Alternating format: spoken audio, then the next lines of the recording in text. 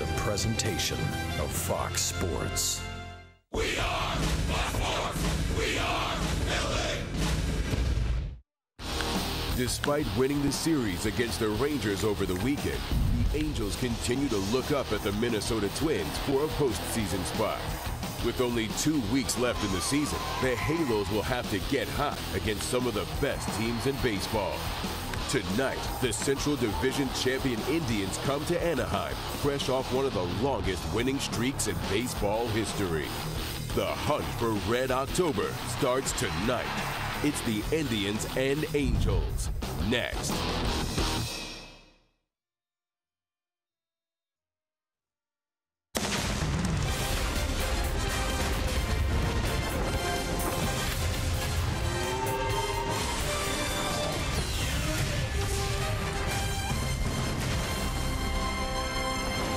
Well, the Angels enjoyed their last off day of the season yesterday, and hopefully they got recharged. 13 left on the calendar, and it all starts with tonight. The red-hot Cleveland Indians in town to kick off the remaining part of this homestand. It's game one of a three-game set tonight. As we take a look at the wild card standings, the Angels a game and a half back of the Minnesota Twins. Twins lost last night.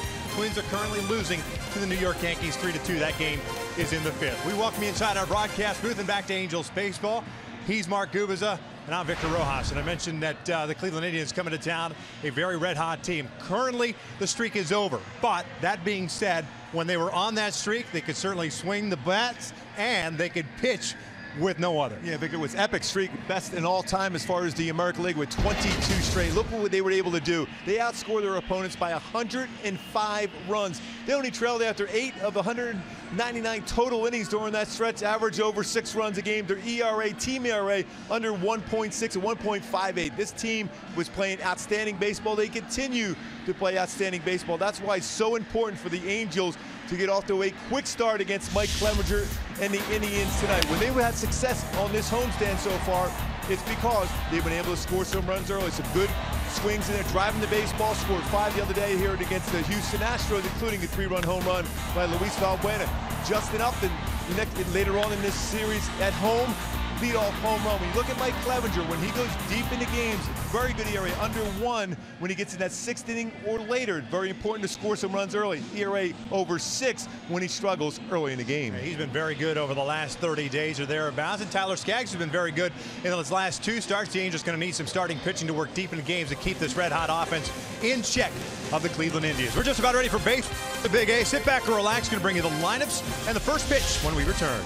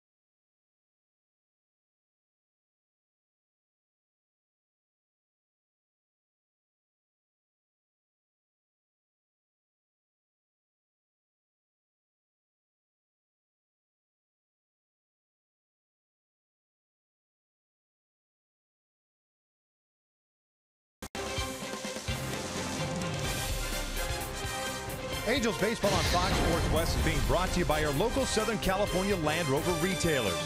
By Jack in the Box, come try the new $4.99 Smoky Jack Burger Combo with small fries and a small drink. Limited time only. And by your local Toyota dealers. Let's go places.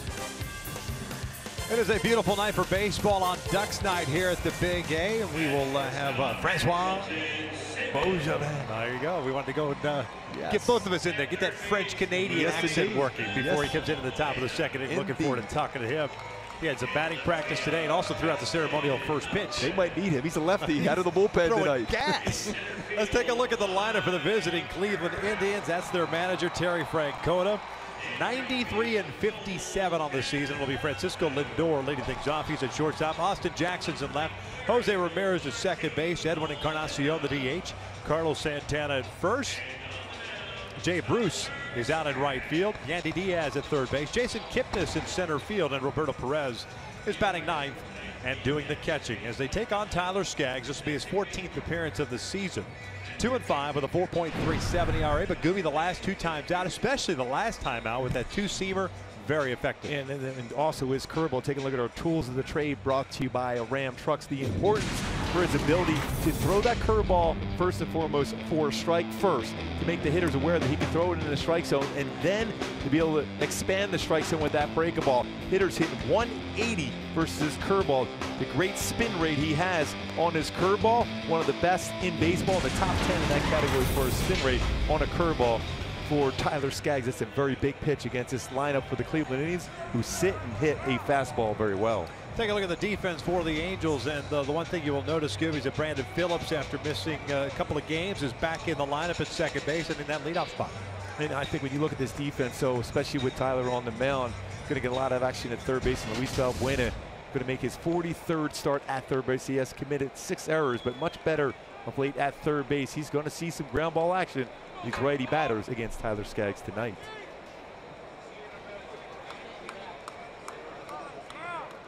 Lindor ready to lead things off. Switch hitting shortstop, hitting .279.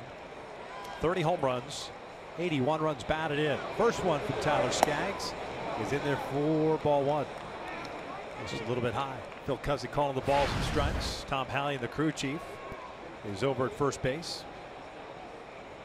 Mark Ripperger at second. Vic Carapaz over at third. Is that evens count at 1-1? Yeah, he looked like he was going to call that first pitch a strike. Took a little bit of a step back.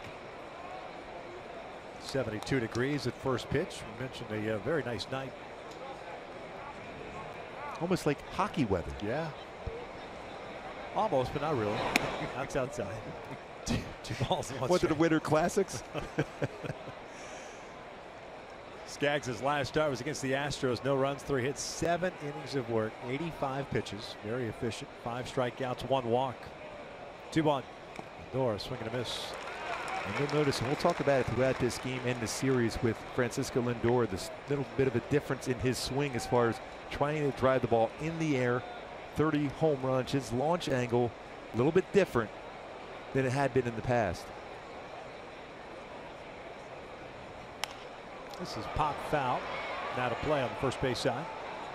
The count remains at 2-2. And you would think, because if you're trying to lift the ball in the air like Lindor has done quite a bit this season, you would be susceptible to a four-seam fastball upstairs. A couple of them already in this at bat for Skaggs against. We see the home run totals from 12 to 15, now 30 this season.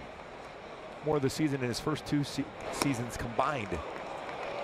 This is off the plate. Full count. I mean, a season, a career high for Lindor home runs last year, 15. 30 this year. He's doubled that up. What a special player he is. 2-time All-Star. 3-2. He'll bounce this one toward third. Valbuena's got to come in on it. 1 down. It's like we thought there's going to be some action that way at third base, especially on some breaking balls or even pitches when he uses that two-seamer, that arm side fastball to get a ground ball out. Valbuena gets a lot behind that throw, charges it well. He's able to get Lindor out at first base, who runs very well himself. Pretty dangerous way he landed on that base, that front of the toe. That's how you hurt your ankle. He tried to stretch out to beat that throw, unable to do so.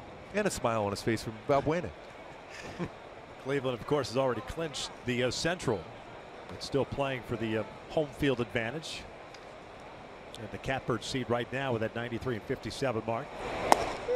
Astros right behind him at 91 and 58. not only for the playoffs, but also potentially the World Series. Thankfully. Yes. But it should be. The best overall record will host the World Series. Jackson fouls it off. 0-2. Early life on the fastball from Skaggs. Good to see that.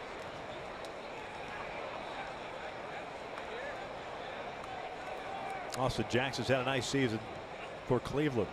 306 average, 7 home runs, 32 runs batted in. 77th game. The 0-2. Back up the middle, hits the leg of Skaggs. Jackson will reach on the infield base hit.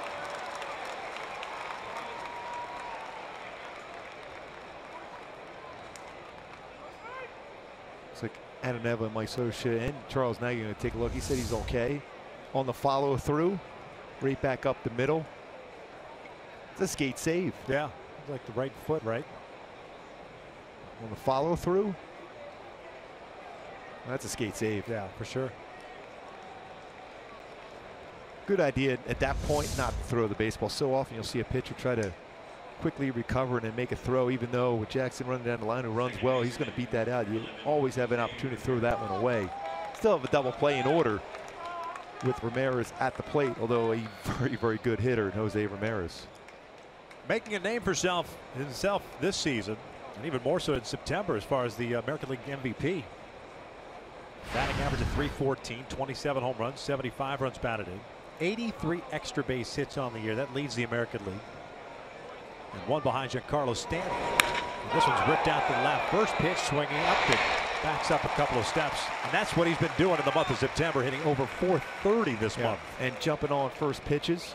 You got to pitch right down the heart of the plate, and you get an out with it. Even though he hit it hard, it's still recorded as an out. I think it's between Ramirez and Altuve for the MVP right now. 100% agree on that one. I think for me right now, Ramirez is doing some special things for Cleveland. Altuve's been great all season long, but 83 extra base hits off the charts. Then you mix in the fact that he also has 15 stolen bases, and is playing a couple different defensive positions to go along with it, and playing it well. Encarnacion takes outside. The DH, .253 average this year, 36 home runs, 94 runs batted in. There's also a man in center field here tonight for the Angels that has an opportunity if he goes crazy here in these last 13 games. 1-1.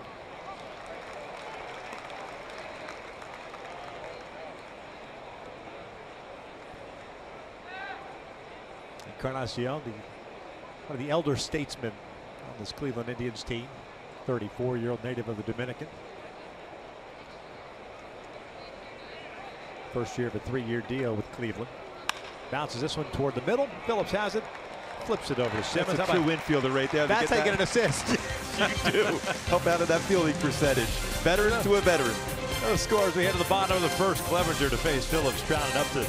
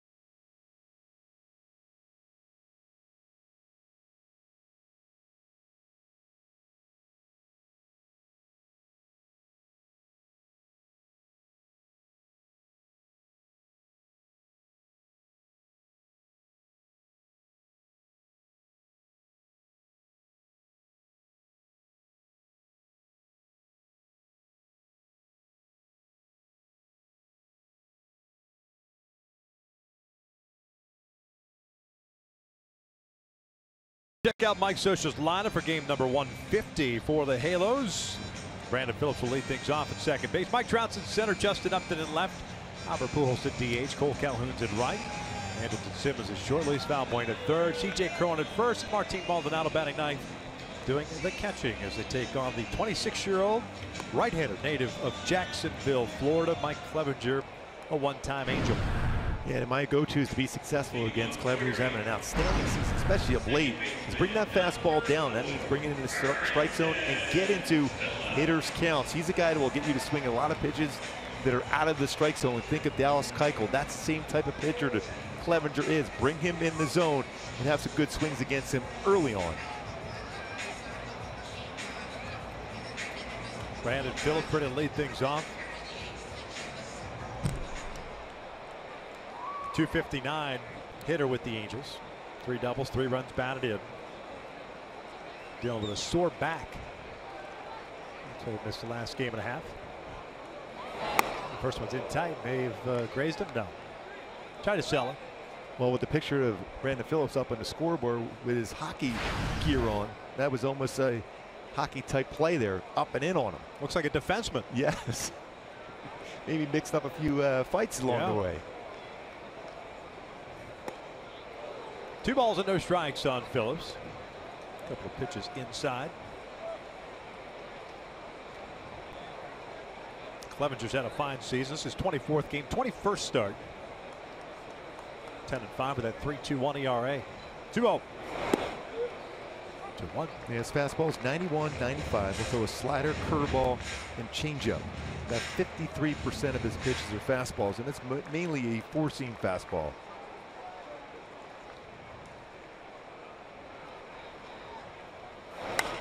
Fouled off. 2-2.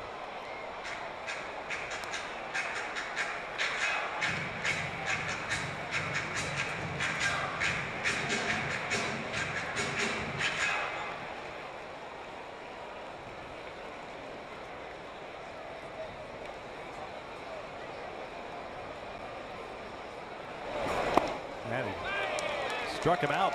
That hasn't happened too often for Phillips this year, let alone since the All-Star break. Just the 14th time since the All-Star break that he has struck out. As we take a look at the Indians on the defensive side, Jackson, Kipnis, the normal second baseman in center. Bruce in right, Diaz, Lindor, Ramirez, and Santana from third to first. Perez behind the plate. Lindor had another outstanding year defensively, the Gold Glove winner from last season. The age of 22, the second youngest shortstop ever. Alan Trammell, just a little bit younger than Lindor. He's committed 9 errors so far this season. Has been involved in 101 double plays. 984 fielding percentage this season for Lindor.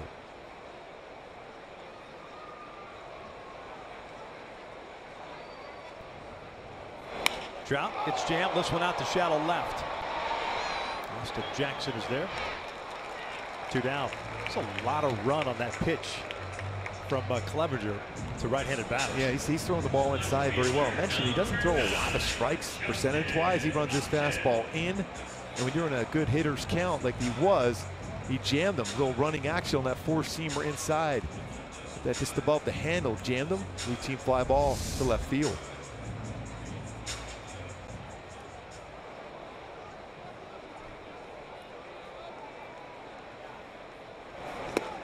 First one to Upton, in for a strike. 280 average for Justin, 31 home runs and 103 runs batted in.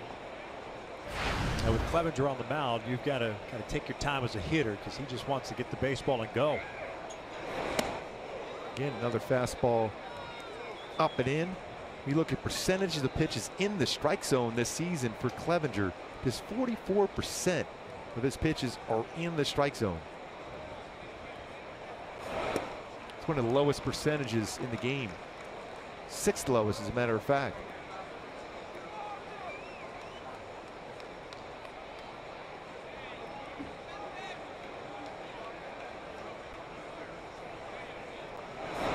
Slatted. 2 balls, 2 strikes.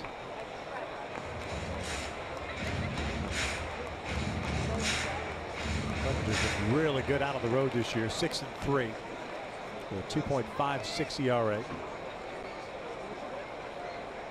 Compared to the 3.88 ERA he carries at home. Count remains 2-2.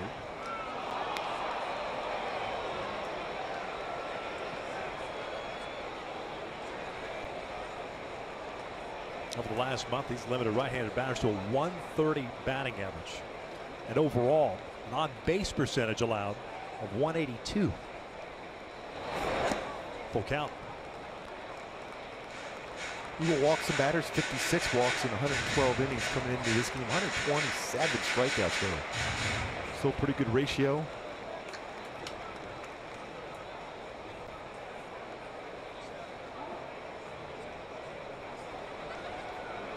3-2 pitch, and that is ripped to left field, right to Austin Jackson. A 1-2-3 first for Clevenger as we head to the second with no score.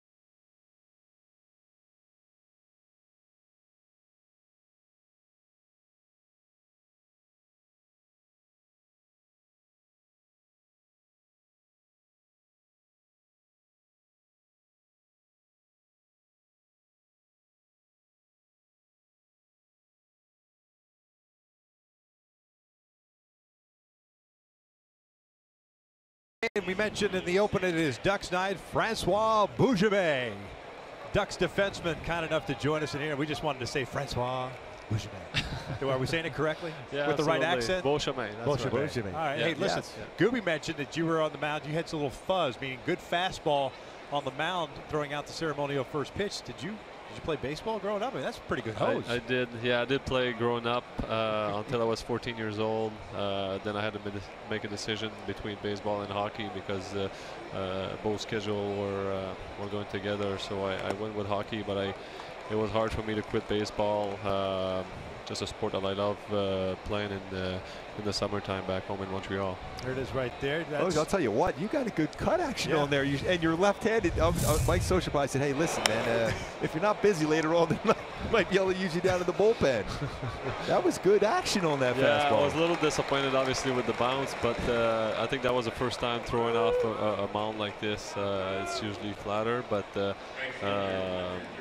I was a left-handed pitcher playing growing up, and I was just basically throwing fastball and curveballs. I was pretty proud of you. I was like, whoa, that was pretty good. That was a purpose pitch down and into a right-handed batter. That's what that was setting him up. He's going to turn it over. Yeah, you were going to that swing and miss. That's what you were trying to do. You could swing the bat as well at batting practice. Did you and Getzlaff have a little competition as far as the home runs? We did, and we tied one each.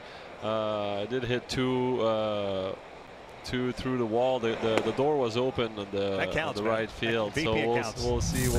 We said we count that as 1.5 because there's two that went through there. I don't know if they would have been over the wall or not. And we were talking a little bit earlier before you went out for batting practice. You had some home runs. We were playing at Coors Field the last time you were around swinging the bat. I did have the 8 over there. Obviously, with the altitude, I think the ball was traveling a lot more than here down at sea level. But I did hit a few good ones, and you know it when you hit it right.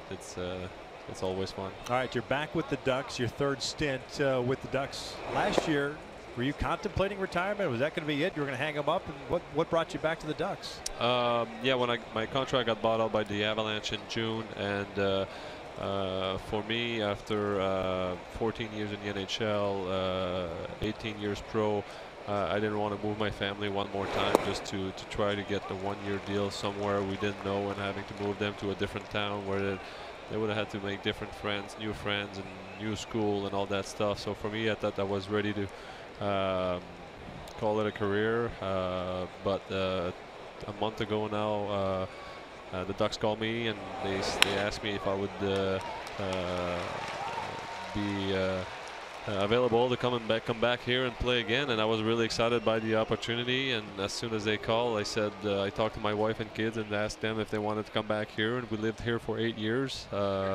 So 2 of my kids were born here, so they were all excited to come back here and see their old friends. And we got lucky enough to find a house in the same neighborhood, so they got back to the same school and the same friends. So well, you've had so much success on the power play in your career with the Ducks. Now you'll be back on the power play. We saw that swing in the bat. I can only imagine that shot. I know that shot is very firm. I remember that in the power play. Yeah, we'll see how that goes. Obviously, we have a lot of young, really good offensive defensemen, but I'll do whatever I can to help the team win. You know, all those skill things, you always have one of the hardest shots all the time. So yeah, that's going to be good in that power play. Yeah, maybe. We'll see what happens. Now, there's been some injuries on the defensive side early on. It looks like the team is starting nicked up a little bit. How do you think that'll factor in with your minutes going into the season? Yeah, that was one of the reasons why they called me, obviously, with Vatanen and Lindholm being out for a few weeks again. I might have a chance to play a little bit more early. Once they come back, obviously we never know what happens with more injuries or whatnot, but like I said, I'll talk with the coaches, and I'll use whatever ice time they want to give me and do my best out there. It seems like there's players today, and Jaromir Jagr kind of stands out to me at, what is he, 44, 45 years of age, that I guess because of the training and the like, it can last a little bit longer in the NHL. Do you see that as well, or do you think it's such a rigorous game that guys, after, like you said, after 14 years, you're thinking, I'm done? Yeah, I mean, it's the game is really hard, and it's becoming faster and faster every year. The league is getting younger, so it's hard for the older guys to stay in the game. Obviously, you always have to really take care of your body and stay as the best possible conditioning you can be. Some guys can do it longer than others. For me, I'll take this year as a bonus and really enjoy this moment here. Yeah, when you look at the Pacific or even the Western Conference, where do you guys feel that would be your toughest competition after that great run the Ducks had last year? Getting in and winning the Pacific, where do you think you guys are going to fit in there again this year? Yeah, it's always hard. I mean, the standings is so close. Injuries are a big factor of how the season goes as well. We're going to be missing Ryan Kessler for a while. He's one of our top guys, obviously, up front. And you know, when you have everybody healthy, it's easy to say, all right, this is how we're going to play, and this is how we got to do all year. But we're missing some guys. Some younger guys will have a chance to step up in the lineup and take their spot. And but again, you know, San Jose, they always have a really tough team, and LA is a tough opponent. We'll see how it goes. We'll take it one game at a time.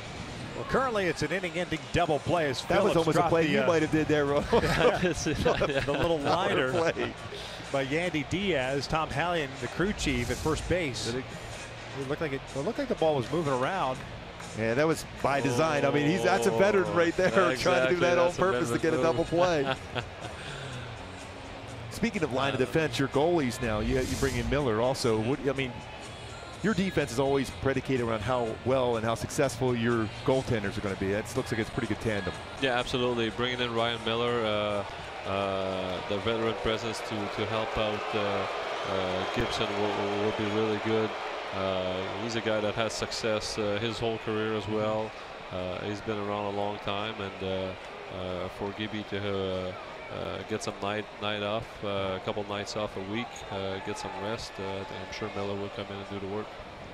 Take another look here. They're placing the runner back at first base, Yandy Diaz. Oh, no. You know, I'm not sure how they could overturn that, unless the only one I could think of is maybe the third base umpire, Vic Carapazza, thought that maybe he did it on purpose. But as you see that ball go in the glove, it was moving. I know veterans do that stuff. I think but usually it's got to be higher up if you're going to call that play. That was a semi-line drive at him. Yeah. So Diaz will take first on the fielder's choice. I want to make sure you stayed in a little longer with us. Yeah, have more exactly. conversation, which I'm sure you're thrilled with. I don't agree with the decision either. So that put was a man definitely not an intentional. Kipnis will bat here with 2 outs and Jay Bruce back at first base. So they basically say that should have been caught in the air. Should have been caught in the air, exactly.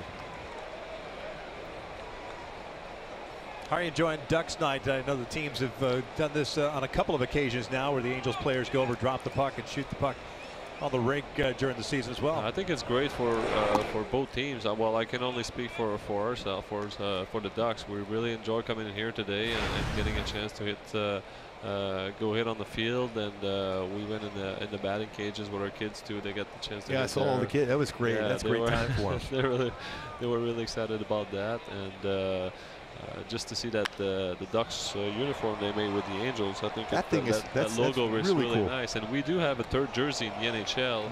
Maybe that's something that the Angels could think about, wearing the black uniform once a week or once a month and make it a special night. We were saying that as they were walking out in batting practice. That's a perfect look for a jersey top. I mean, obviously red is the main color, but as a special jersey event, looks really good. I see you as a marketing guy post-playing days. I'm just thinking off the top of my head here. You're kind of running with it. This has popped out to shallow right. Should do it. Phillips calling off Simmons. Francois, thank you so much for joining us. Welcome back to SoCal, and good luck this year. Thank you very much. I appreciate it. Thanks for having me. Francois Beaujemais, the defenseman for the Ducks, joining us in the booth. The Ducks night. We are scoreless as we head to the bottom of the 2nd.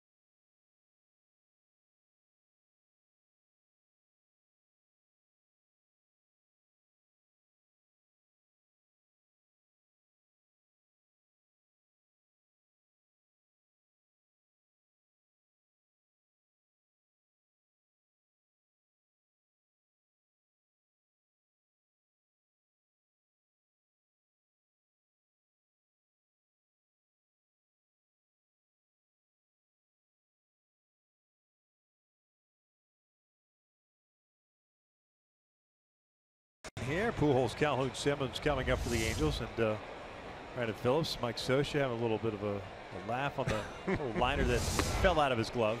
It was a lot of movement, a lot of spin. We talk about spin rate on a fastball or a curveball. That spin rate on the ball hit to him, knocked out of his glove. Clevenger with a 1-2-3 first, including a strikeout and a couple of fly balls to left. One was more of a line out by Upton to end the inning. Albert hitting .244, 22 home runs, 96 runs batted in.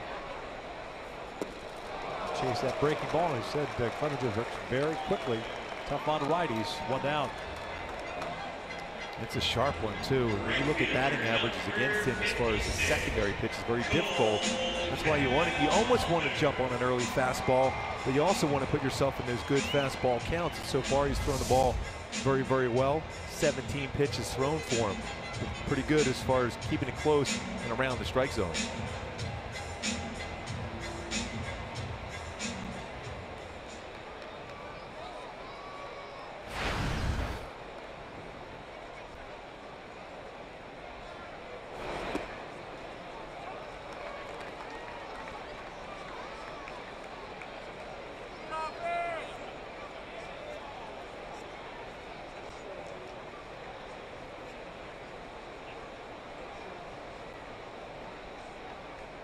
The 1 pitch. Upstairs. Pull 244. 22 doubles, 2 triples, 17 home runs. Second meeting of the year between these two teams. The Angels would like to forget the first one. Getting swept at Progressive Field. 2-1.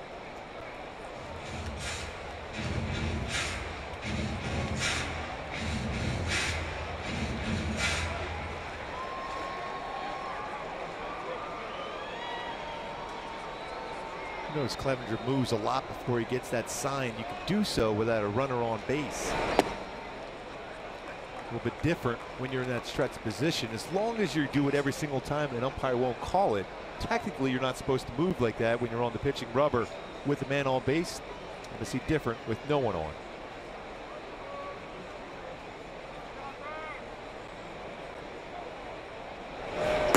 And he walked him. First base run of the game for the Angels comes with 1 out here in the second. My Hyundai key for this game for the Angels to be successful against Clevenger tonight. Shawn Mendez. There's nothing holding me back. These are the games you have to find a way to win. It's going to be difficult when you're playing the hottest team in baseball in the Cleveland Indians and one of the best pitching staff. But you also think in terms of doing whatever it takes to win a game. And that might be one of those times where you put a hit and run on with Anderson Simmons at the plate and a Cole Calhoun at first. There's nothing holding him back as far as trying to find a way to score a run.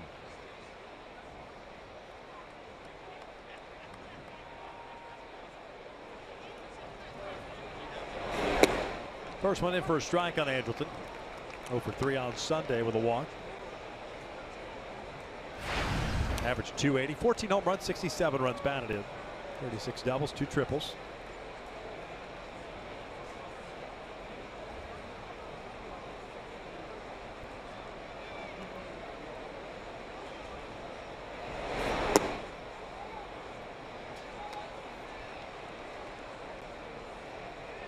As you can see, Clevenger from the stretch doesn't have the movement.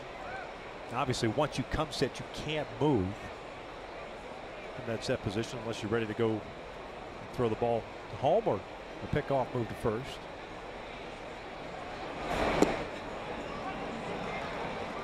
We can see sometimes why he would be a little bit inconsistent with the strike zone, because that's a very quick delivery he has.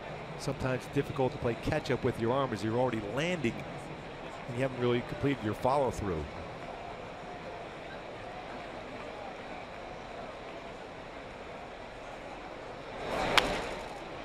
Chopper toward third. Diaz comes in on an off-balance throw and dug out nicely by Santana. 2 down. Cole ends up in scoring position. It's a pretty good scoop by Santana at first base. See that follow through, that drive towards the plate. They're much better as far as getting that arm in good follow through position as he landed. And Diaz, he came in on this baseball. A tough little spin on that baseball too. Fell out on the throw. But Santana's really adjusted well. Former catcher playing first base. And Cleveland wants to try to keep him around long term. So he could be a free agent after the season. He's been very, very good for Cleveland. Pretty close to having that foot come off the base, though. You know that? As he was digging that ball in the dirt. Remember the good old days with Wally Joyner and all them were always scooping, already throwing around before that foot was even connected with the bag. It was an automatic, but replay changes that. Sometimes. There's Val Bueno. Depending. First one back. Luis at 197 on the year. 21 home runs, 58 runs batted in.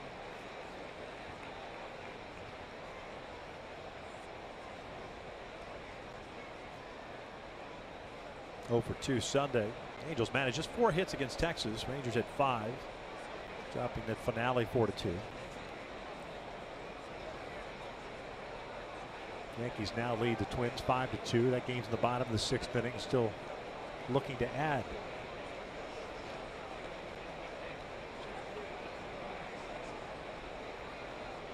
Baltimore lost today 1-0 in 11 innings. Kansas City lost up in Toronto. 1-1. Tampa loses to the Chicago Cubs. Joe Madden making return to Tampa. Seattle is hosting Texas tonight up at Safeco. Rangers lead that one 1-0. Seattle's right behind the Angels at 4 games back. 2-1. But really, especially with 13 games to go, you just got to take care of your business and just keep putting pressure on the Minnesota Twins by playing good baseball. A young team, lost 103 games last season, in a tough position going to New York. Although they do play, I think, the Tigers 7 times down the stretch. They got a 4-game series beginning on Thursday against Detroit, in Detroit. Then they have got an off day on Monday, so that'll even out the number of games. That's why the Angels just won back in the loss column, but a game and a half behind. 2-1. Well, so far, he's been able to paint that fastball lower part of the strike zone with consistency. Valbuena 2 for 3 in his career versus Clevenger with a home run. Man at second, that's Cole with 2 outs.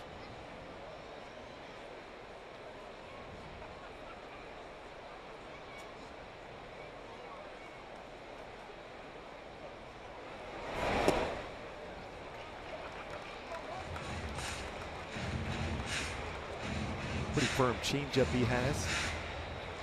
88-89 range.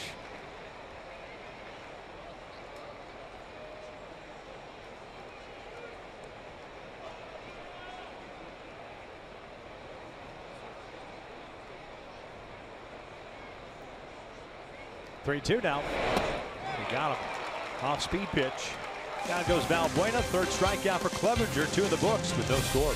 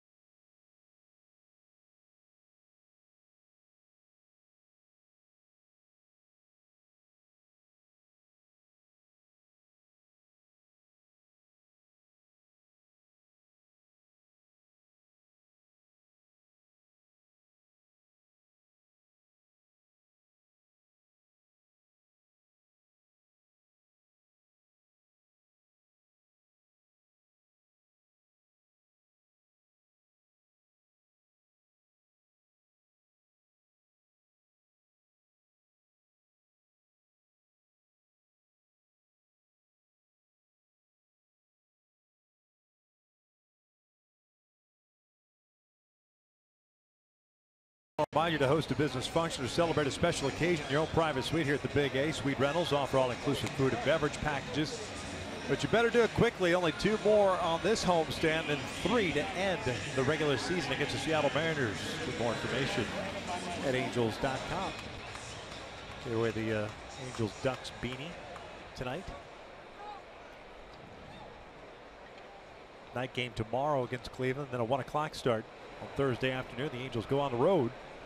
3 against the Houston Astros over the weekend, then 4 against the White Sox Monday through Thursday. 9-1-2 for Cleveland here in the third. Perez, Lindor, and Jackson.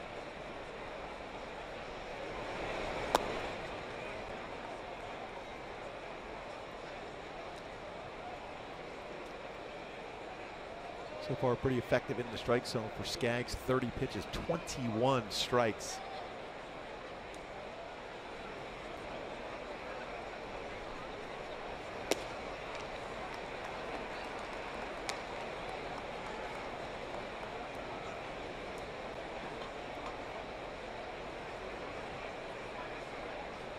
No strikeouts, no walks, 2 hits allowed. Back up the middle, the base hit. Leadoff man on board. 3 singles allowed by Skaggs. And Francisco Lindor walking up to the plate this season, and his swing so far is worthy of a Carlos Ham replay. Talk about that launch angle, 31.1 degree launch angle. That's why you're seeing a lot more home runs this season for Francisco Lindor. 30 of them, whether batting from the left side or right side, creating better launch angle to drive the ball out. As compared to what he'd done last season, is the launch angle of 7.7.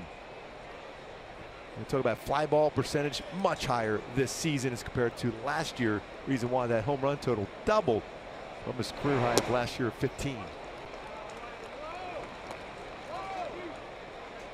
Ground ball to third base in his first at bat. 0 for 1.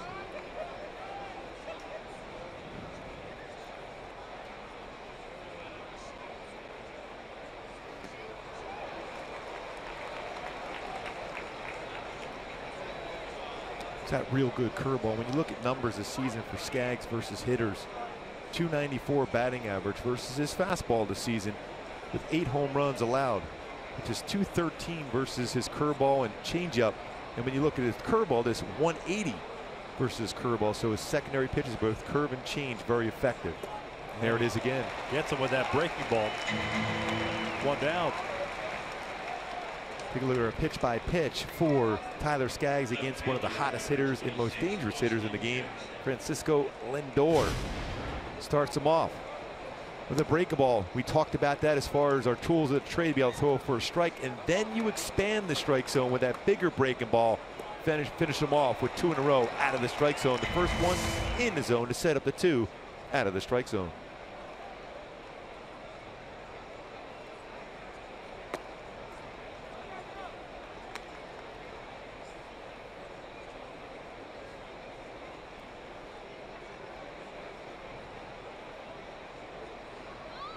Austin Jackson, the single in the first inning. That was the one that hit the foot of Tyler Skaggs. Infield variety.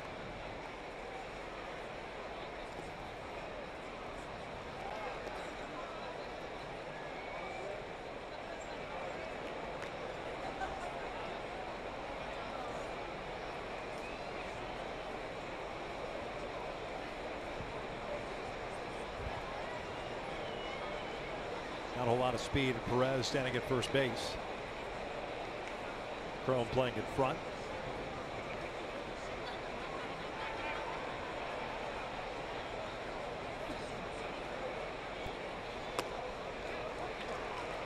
Even though now a 2-1 count, one thing about Tyler Skaggs, he's very comfortable throwing his curveball. Look at the curveball percentages for him thrown this season. A little over 31% his curveballs of his pitches are curveballs. That's the 7th most in the game because he can throw it for a strike and also get a swing and miss with it.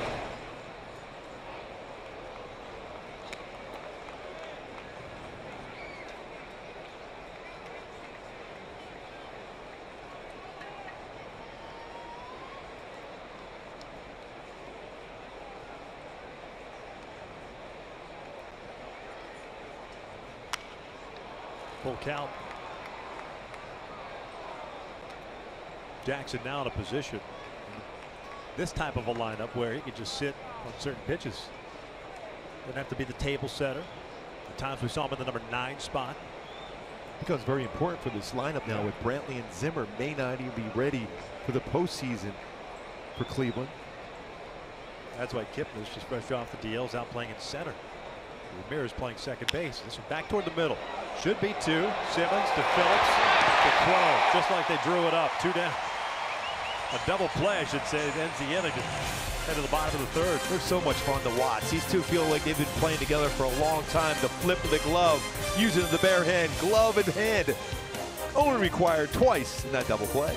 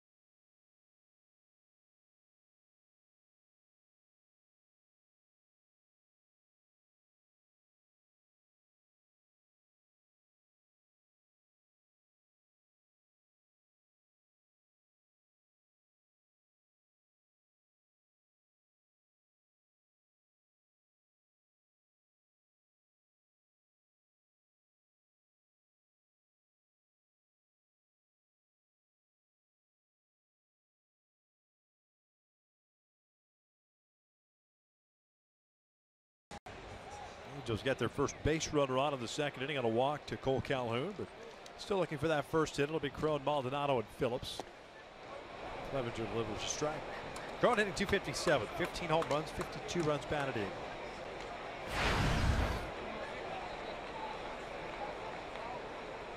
Went for 3 game on Sunday, including a double and a walk.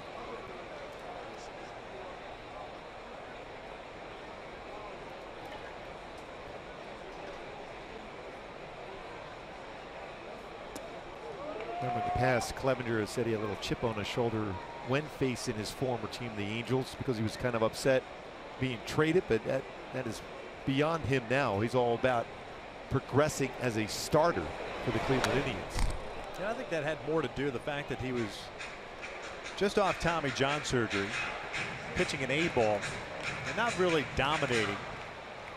Didn't feel like he got a chance with the ball club to come back. Remember, Vinny Pistano, the reliever for the Indians, was placed on waivers. This one's fouled off, 1-2 still. The Angels claimed him, and the Indians said, well, you can have Pistano, but we'll take Mike Clevenger. The Indians say they only saw Clevenger pitch once post surgery, so they had already made up their minds scouting wise before the surgery. It's a guy that they'd like to have. This one's bounced foul. That's catcher's interference, actually. I was going to say that was a way late swing there by C.J. Crone. That's how Clevenger went to Cleveland. Vinny Pistano didn't pitch very long here with the Angels. You know, he's a local product. Pitched last year in the minor league system for the Yankees, and that was it. By the way, Matsui would be very proud of this swing right here for C.J. Crone off the catcher's mitt. Even Jacoby Ellsbury's had quite a few of them this season. Late on the swing. Perez tried to bring that glove back as quick as possible, but then I didn't hit my glove. I think CJ was fooled on the breaking ball. Yeah, he pulled the chute a little bit late. Just a tad. So that goes as an error on the catcher. No plate appearance charged to Crone. Or no, at bat, I should say. It's a plate appearance. 1 ball, no strikes on Martin Maldonado. But Clevenger, 4th round pick by the Angels in 2011. Community college in Florida.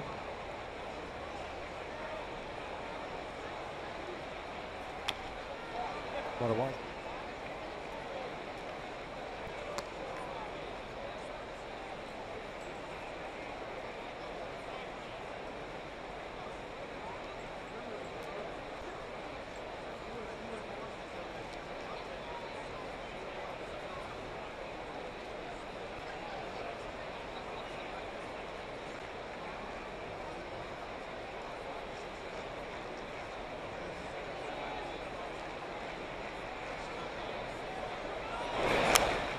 Good rip at that fastball. Well, that was right down the heart of the plate.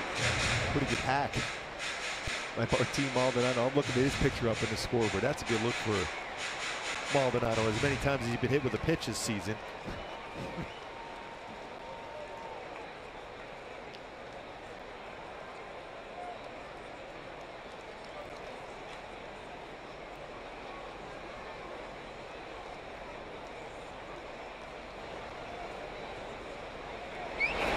Slider gets him. 1 out. 4th strikeout for Clevenger.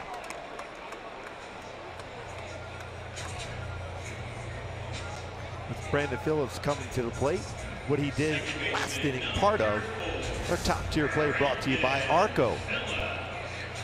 These two have only been playing for a short period of time together. Anderson Simmons and Brandon Phillips both have won Gold Gloves in their career. That was a Gold Glove type play. Up the middle with the glove, the flip with the glove. Phillips with the bare hand, and he completes a 6-4-3 double play.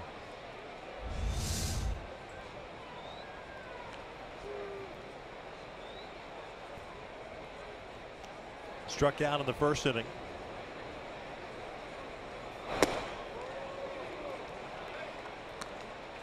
Oh, 1. Just like we talked about, not a lot of pitches necessarily in the strike zone for Clevenger this season at 44%. He has had one of the highest whiff percentages in Major League Baseball, 31.2%. So he gets a lot of swing and misses over the course of his starts.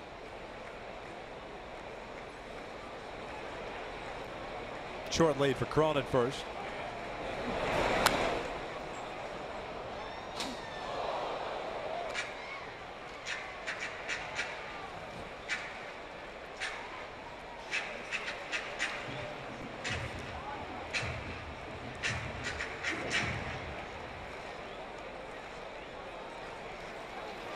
No balls, 2 strikes. Trout on deck.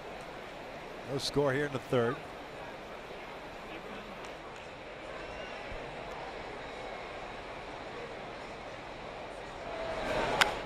Check swing bouncer toward the middle. Lindor waits at the bag, has it. Low throw dug out by Santana. So Clevenger, as he's done with most of the righties tonight, that slider for a put away pitch, and he gets the double play ball to finish off the 3rd. Yeah, good break to it, but it ends up going right to Lindor. Steps on the base and complete a 6-3 double play.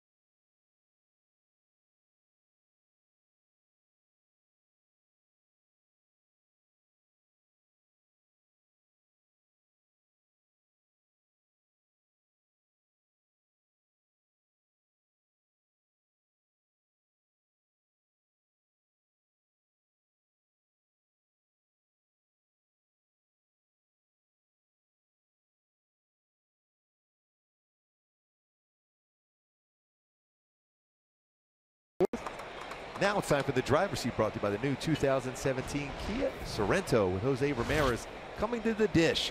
Leads the American League, mentioned earlier, 83 extra base hits, 50 doubles, 6 triples, 27 home runs. 426 batting average in the month of September. No punch-outs, 7 big flies. Ramirez, Encarnacion, and Santana. 3, 4, and 5 for Cleveland.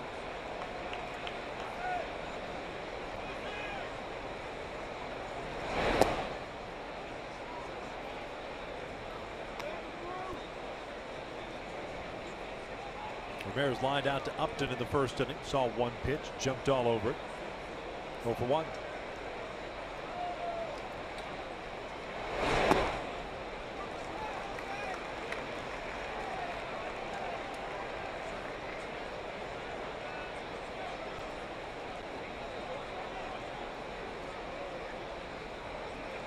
.50 doubles, 6 triples, 27 home runs for Ramirez.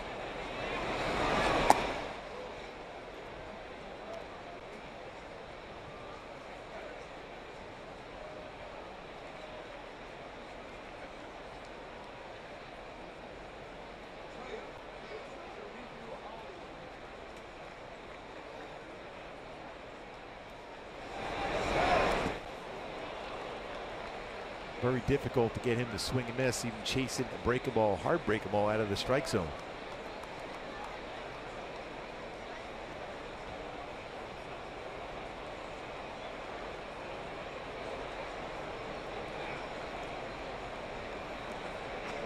Third full count for Skaggs. At the throw his 47th pitch. 1 strikeout, no walks. And there's the first walk. Leads off the 4th with it. Designated hitter, number 10, Edwin Encarnacion.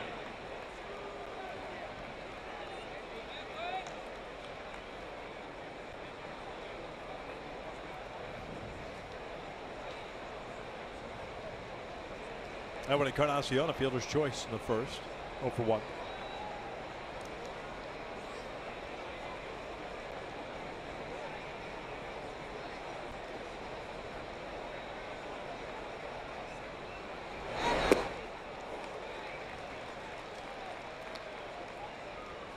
Almost looked like Encarnacion was thinking about a hit and run situation, trying to go the other way on that swing, don't you think, Victor?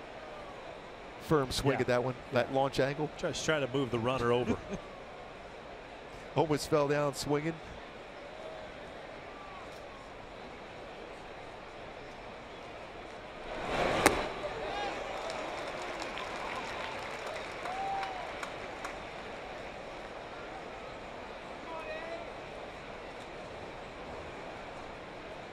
Back-to-back fastballs from Skaggs to Encarnacion.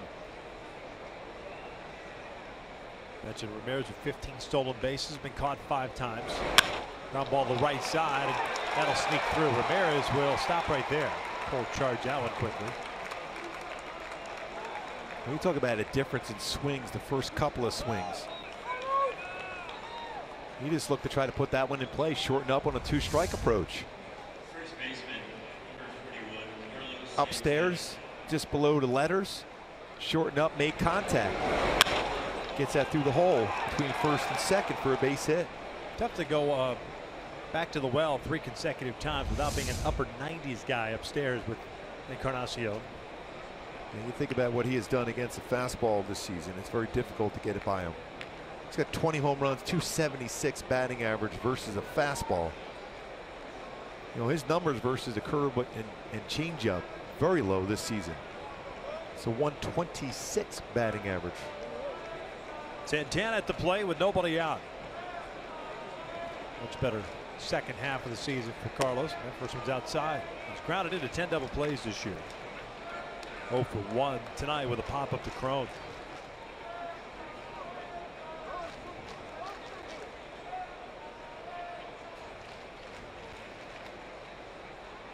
Meanwhile, in New York, it's still 5-2 Yankees. That game in the bottom of the 7th. Bouncer toward third. Valbuena's got it. Touches the bag. Fires across the diamond. Double play. Make that 11 double plays. Hit into by Santana. 2 down. I was real impressed by Luis Valbuena. He decided to take his time, step on the base. He knew he had an opportunity to get himself under control. That throw across the diamond with Santana running down the line. Gets right to the base, fields the ball, gets himself under control, and then fires right across the diamond to complete a 5-3 double play. Well done by Valbuena. Jay Bruce at the play with Encarnacion at second. Bruce had a base in his first at bat. Indians right fielder coming over from the Mets. 32nd game with Cleveland. It's a 243 with them with 5 home runs and 19 runs batted in. It's the 11th double play turned behind Tyler Skaggs so far this season.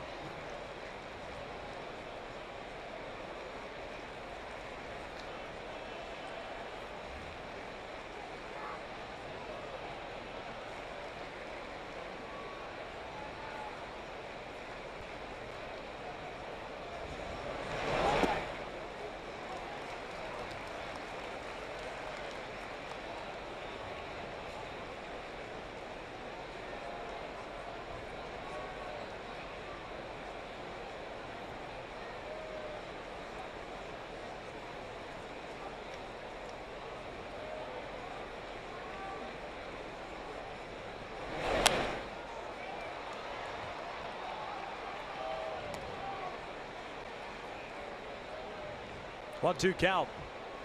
Trout will lead things off for the Angels in the bottom of the 4th, followed by Upton and Pujols.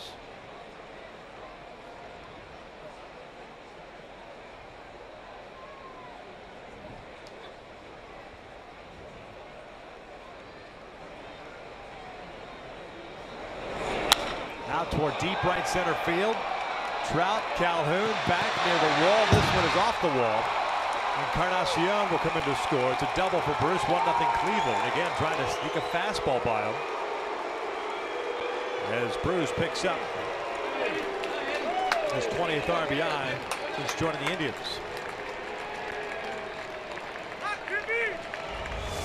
Yeah, you're trying to go fastball in on him. He was short through that baseball. How quick he brought his hands in and drives that one off the wall. You would think he would be susceptible to a break ball there. We got to give Bruce credit there. He was able to bring his hands inside, shorten up in his swing, and almost hit a 2-run home run. It's now 95 RBI on the season.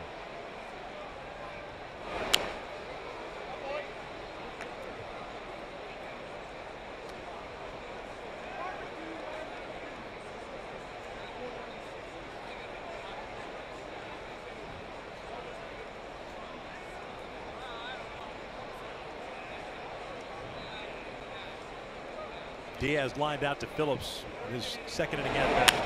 Bounces this one to short. Simmons has it. And he's over body. 2-out double by Jay Bruce. Gives the Indians a 1-0 lead as we head to the bottom of the 4th.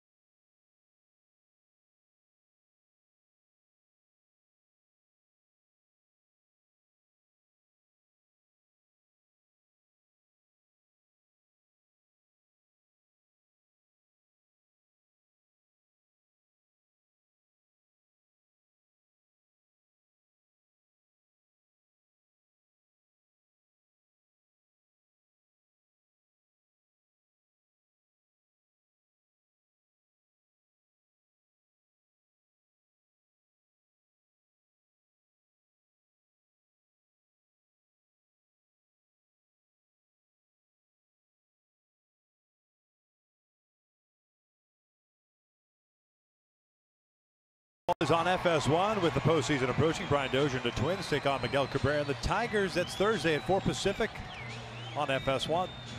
Here it's 1-0 Cleveland, bottom of the fourth. Trout, Upton, Pujols coming up to face Mike Clevenger, still looking for that first hit.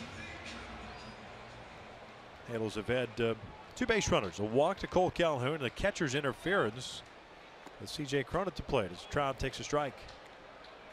See if he'll back a fastball on the inside part of the plate with another fastball in.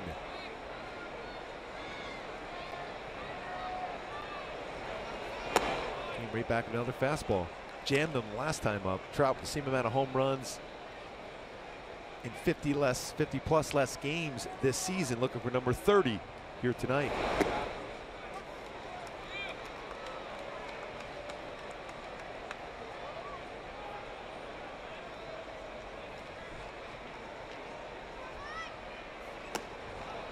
Two. Trout over 1, a fly ball to left in the first inning.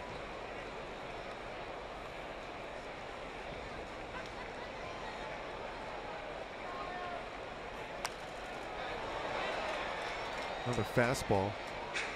You look at the numbers versus Clevenger. Fastball this season, .255 batting average with 5 home runs allowed against Clevenger when he's throwing that 4-seam fastball, mostly 4-seamers. 177 versus his secondary pitch. That's his slider, curve, and change, but 8 home runs allowed. That's pulled out to left field. Austin Jackson moving over. He'll make the catch in the sinking liner. That's a center fielder playing left field. He's got good range out in the outfield, runs that one down.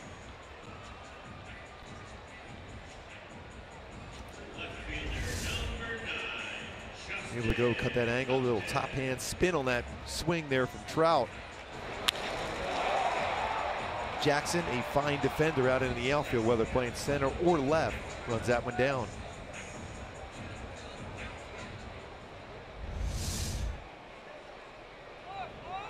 Upton hit a rocket to Jackson earlier.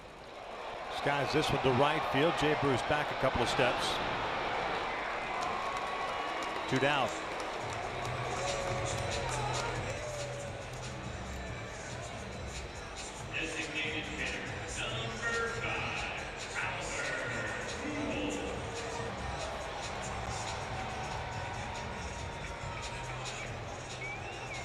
Albert struck out leading off the second.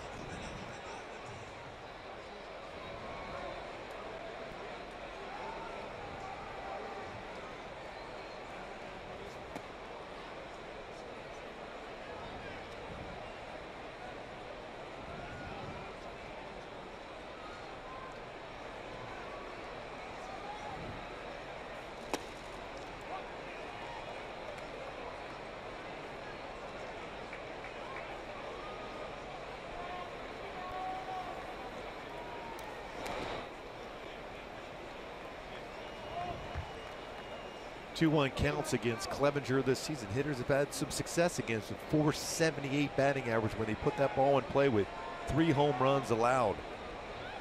2-1 counts. That is skied down the left field line, but out in front of it, so it hooks foul.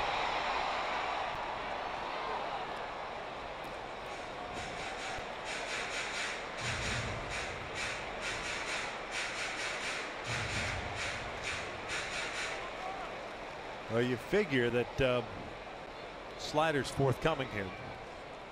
It's kind of been his go-to wipeout pitch against right-handers. He goes with a fastball instead in. Had some running action. Looked like Perez was setting up away. From the very first pitch of the game that he threw today, he's had that, I don't know if it's that the old wrist tilt on it, where it's got a lot of run into a right-handed batter. Pretty much stays with his 4-seam fastball to create that type of move, and you have to drop your wrist enough to get that action. Ground ball towards short. That's Lindor. Just here in the fourth, down in order. We'll head to the 5th inning. Cleveland's up 1-0.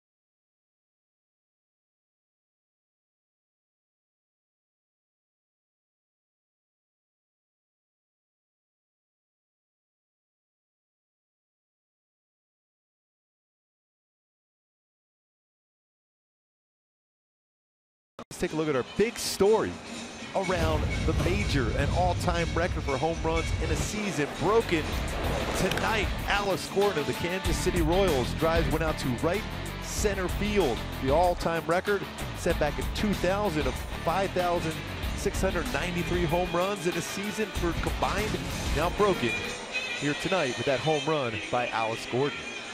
I guess that's awesome, right? It's a lot of home runs. It's a ton of home runs being hit. Glad I'm not pitching right now. Not only that, the home runs are up, as are the strikeouts, and we've touched on it quite a bit over the year as far as it becoming more acceptable that if you're capable of lifting the ball out of the ballpark, that you could strike out. Reggie Jackson was quoted as saying, guys are striking out a lot, and I did it a lot. So it's not good for baseball. No. So he's speaking from experience. When you look at percentages of hits that are home runs this season, 14.5% of all hits are home runs this season. It's an all-time high, and it continues to increase when you look back even from 2013, those numbers. Kipnis, a little bouncer to the right side. Simmons, good second communication, base. real good communication. A more difficult throw for Phillips, an easier throw for Simba. Francona's going to have a look at that one because C.J. Cron was playing tap dance with the bag over at first base on that throw. Catcher number 55, Roberto Perez. I don't think he's going to challenge it. All right. Yeah, he's got that heel on the base. First time.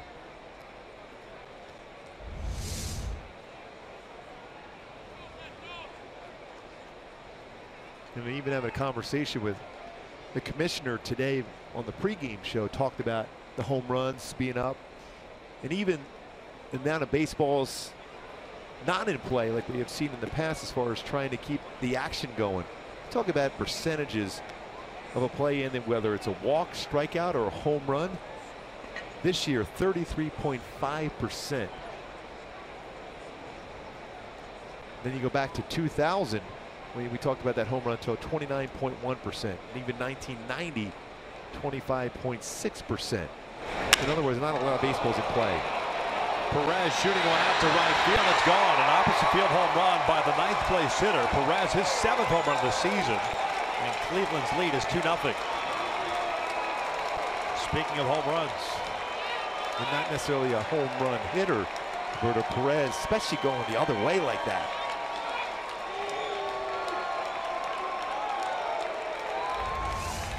Exit velocity of 108 miles per hour off the bat, 92-mile-an-hour fastball. Just went right with the pitch.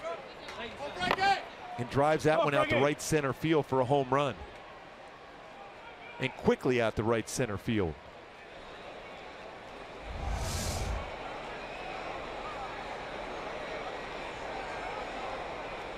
You look at it, coming into this game tonight, the Indians with 757 runs. The Angels, 657 runs. never necessarily done it with the long ball. They're right in the middle of the pack, 8th in the American League. A lot of doubles. Yep.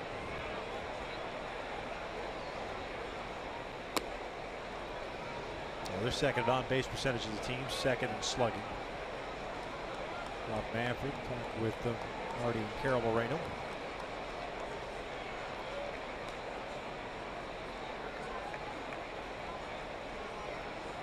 Two-0 pitch on Lindor.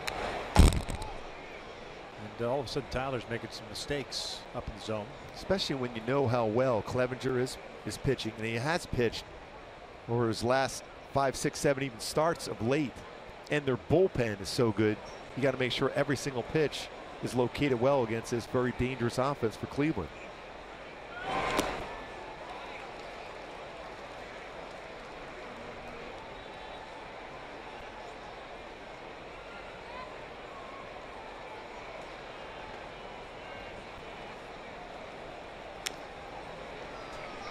Lindor tonight 0 for 2 with a ground out and a strikeout. The only strikeout Skaggs has picked up. He's also issued 1 walk. He's allowed 6 hits.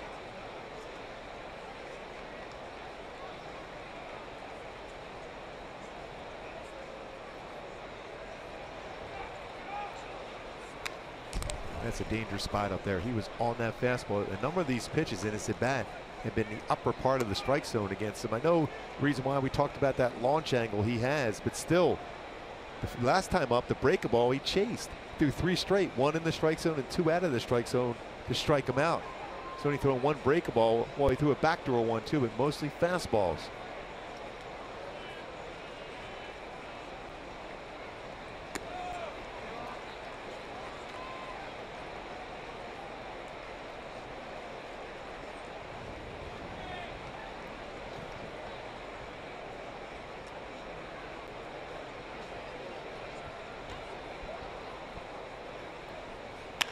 Out towards center field. Trout comes in, makes the catch, 1 out. Pardon me, 2 down. Kipnis led off the inning with a ground down. And going back to that conversation about home runs being up now, an all-time record, I had a chance to talk to the commissioner about that exact subject, about the baseball being hit out of the ballpark. I think it begins with bigger, stronger, faster athletes. It's true in baseball. It's true in all sports if you think about it. But I do think there's been a really significant change in the way that the game's being played and taught to young people. And I think you're seeing the results of that at the big league level. I think he's alluding to the fact that you're seeing a lot more hitters not worried about the strikeout. They're looking and trying to drive the ball in the air, more of a uppercut type swing to create lift on the baseballs compared to before. You didn't ever want to strike out. You wanted to put the ball in play, force the defender to make a play.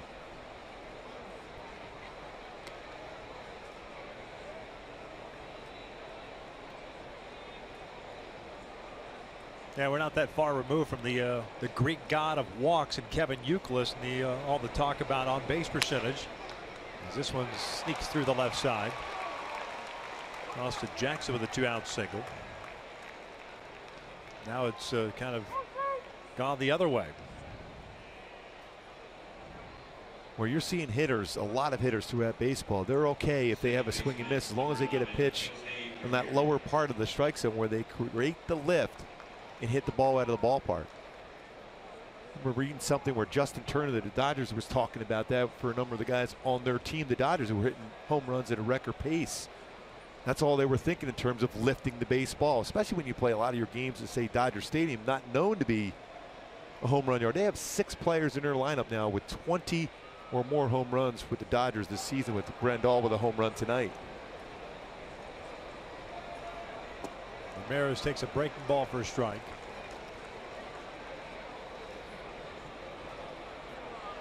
And while the commissioner says, you know, the testing that they have done shows that there's nothing done to the baseball or extra to the baseball, something's going on.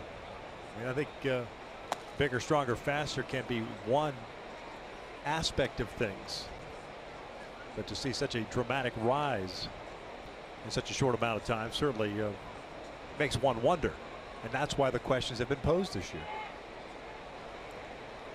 And the commissioner has come right out and said they've done many tests on the baseball and they've determined it's nothing different. Tyler Skaggs giving up some hard hit baseballs here in the 5th. That's the 3rd hit allowed this inning, 8th in the game. 2 on, 2 outs. Edwin Encarnacion coming up with Cleveland up 2-0. And you talk about a moment in the game right now for Tyler Skaggs and the Angels. This is a good conversation, I think, for Charles Nagy, especially with Encarnacion. And we were talking about home runs and power at the plate right now with 2 on. Just a 2-0 deficit at this point. But that could change quickly if you make a mistake against this batter and Edwin Encarnacion.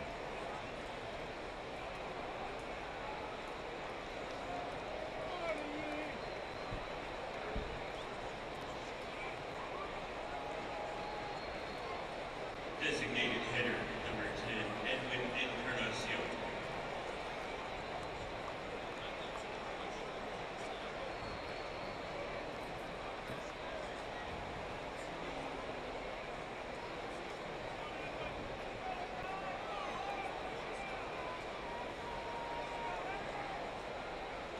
Encarnacion 1 for 2 at a base hit to right and a run scored in the 4th.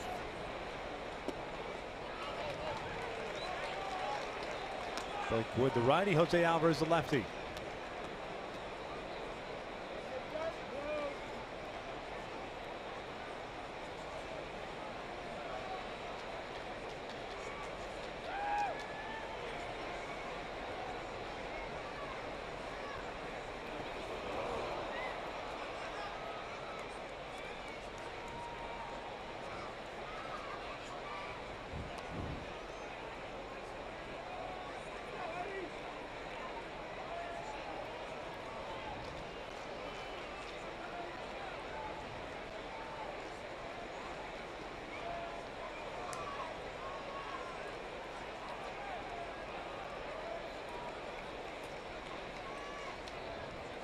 1 ball, 1 strike.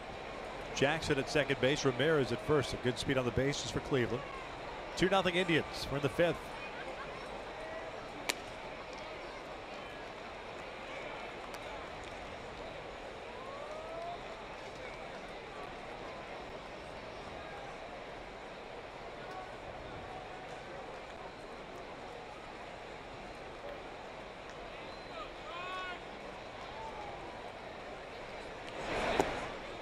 A little changeup there from Skaggs. Hasn't thrown a whole lot of changeups, but that was a perfect one in a fastball count.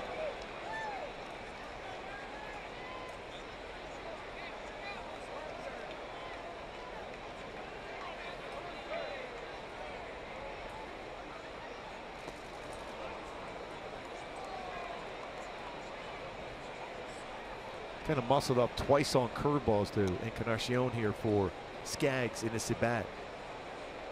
You can get him to chase a curveball, but those 2 break balls he threw this inning a little bit too far off the plate and in.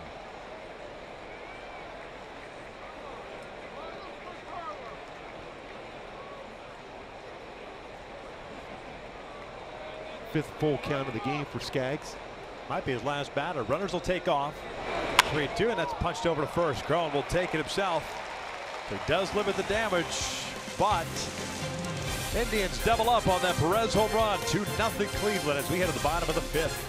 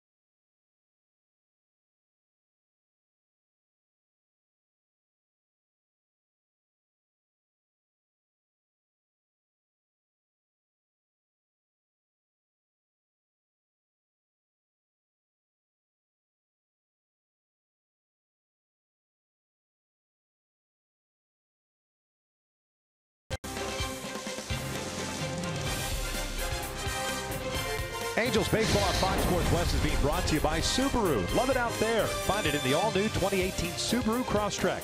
And by Heffernan Insurance Brokers. Insurance and financial services for you and your business. Visit hefins.com. Halos down 2-0 here in the bottom of the 5th inning. Still looking for that first hit against Mike Clevenger. It'll be Calhoun, Simmons, and Valbuena. Just 2 base runners tonight so far. Cole's one of them. He worked a walk, the only free pass issued by Clevenger. The other was C.J. Cronell, who was behind in the count and swung late at a breaking ball and was awarded first base on catcher's interference. That's an error on Perez, the catcher. 2 balls, no strikes.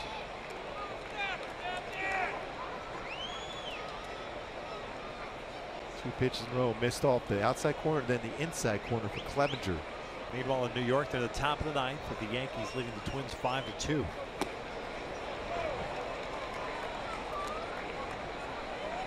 Again, when you think in some of the swings against his fastball for Clevenger, it looks like it's about 96, 98 range. It's 92.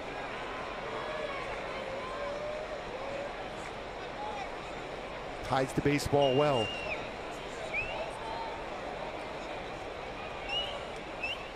Ground ball to right side, and that'll sneak through for a leadoff base hit. There's that first knock. Cole's been on board twice. And that's another 92-mile-an-hour fastball. It was lower part of the strike zone, and Cole went down and got it, and just got it by Ramirez at second base.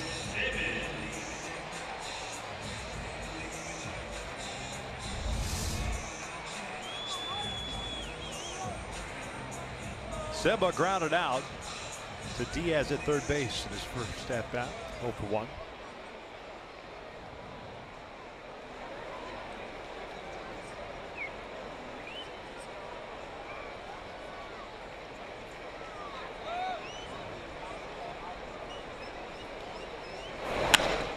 Toward right center field. That's going to fall in. You've got a new center fielder out there, Jason Kipnis.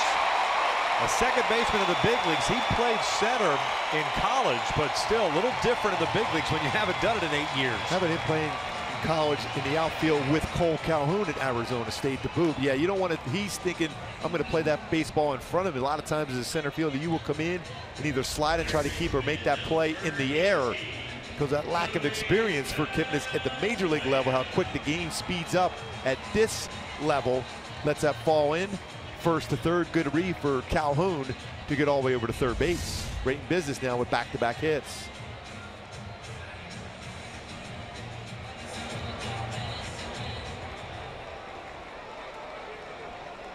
Especially when you haven't played there a whole lot, that first step so important as an outfielder to come in and track that one down. 2 on, nobody out.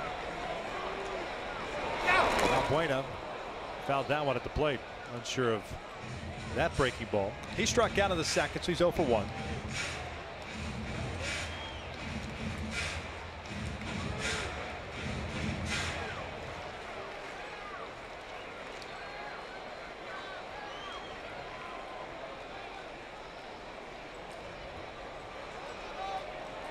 Four strikeouts for Clevenger, 1 walk.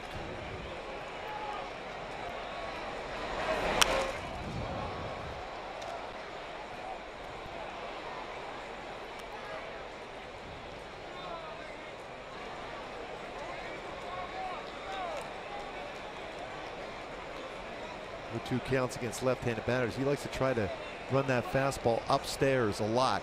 That's 62% of the time, but he also will throw his little changeup running down and away.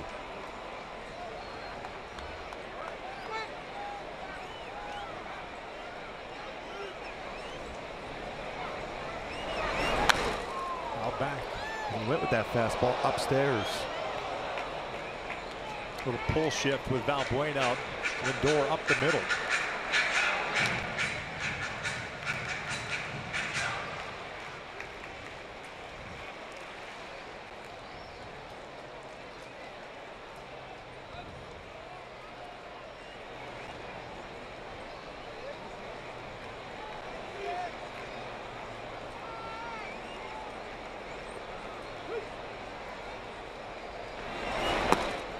One and 2.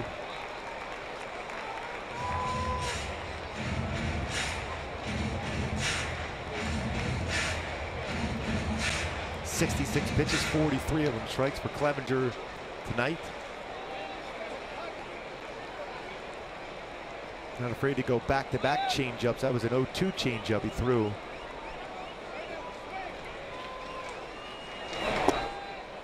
He'd come back to that changeup once again. Tell you what, that's a pretty good changeup just because of the arm action. And there's so many moving parts to his mechanics. He sells it well. And it's not that much of a differential in the speeds of his fastball. It's about 4 or 5 miles an hour. It's almost like that King Felix, Zach Greinke changeup, just enough off it with running action to get a hitter off balance. Did it again, back-to-back-to-back changeups. And when you look at percentages of 3-2 counts against lefties, he'll either throw his fastball, four-seamer, or he'll come right back with his changeup, although be surprised if he threw 4 in a row. So more likely you could sit a fastball here if you're Valbuena. Simmons over at first, Calhoun at third. And Andrelton's picked off.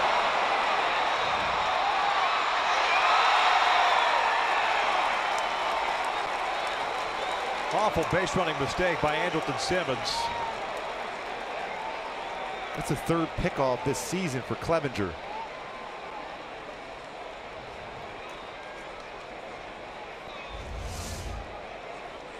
Going, knowing that the Angels go often on a 3-2 count even with no outs.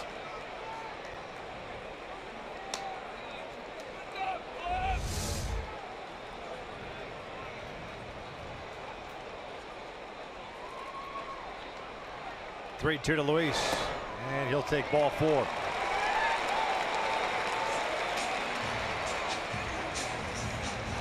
First and third, 1 out for Crone.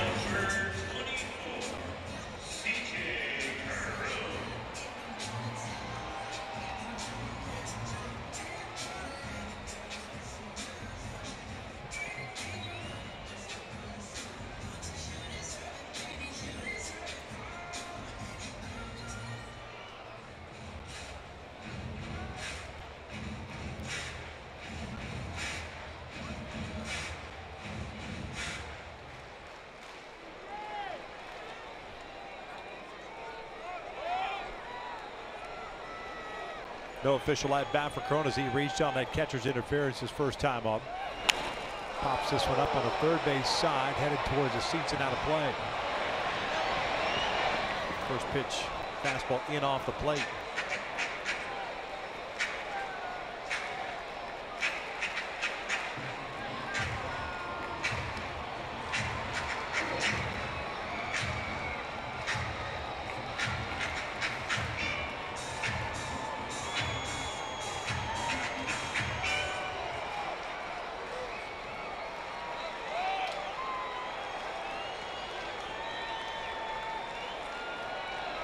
Has been susceptible to the long ball. Clevenger's allowed 13 this year. Cleveland looking for a double play ball. 0-1 upstairs. Thought about going after that high fastball.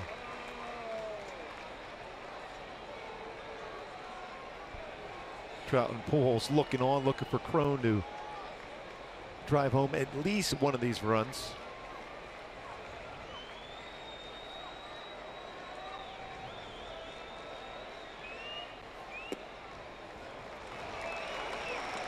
Pretty close to a strike. It's 2-1. Pretty good slider. Could have easily been called a strike. Let's throw a slider quite a bit on a 2-1 count against a right-handed batter. Might see another one of those pitches. Got a backup slider.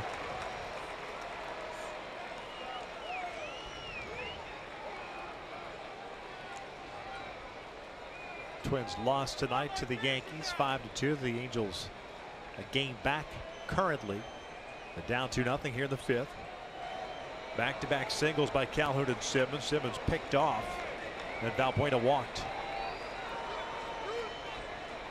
2-2. There's that hard slider. That one well off the strike zone and down.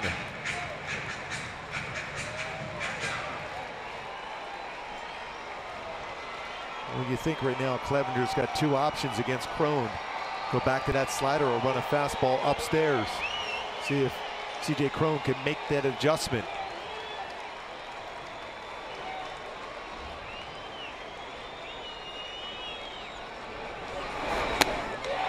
Two down. I thought he would go with that fastball upstairs and got it by him.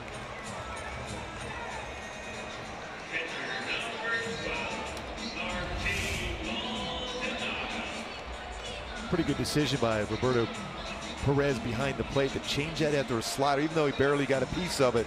You know, you're as a hitter, you're tracking that lower part of the zone when fastball upstairs.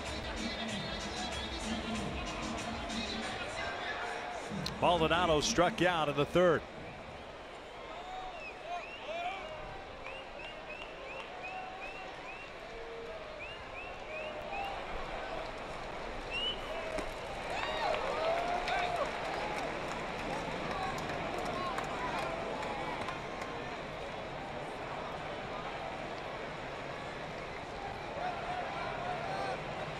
especially with that slider fastball away, trying to punch that ball to that right side of the infield. A lot of room. Right side of the infield for Martin Maldonado. Time called. And right now, that pickoff of Andrelton Simmons, a little bit of a rally killer, a buzz kill, if you will. And the 3-2 pitch got picked off.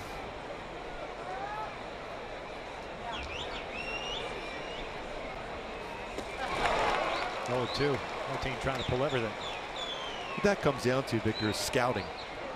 Knowing that the Angels go a lot on a 3-2 count with 1 or no outs.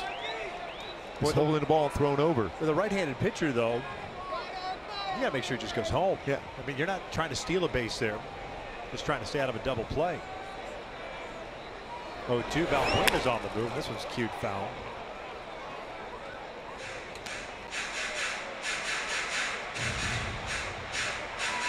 Clevenger with 3 wild pitches on the season.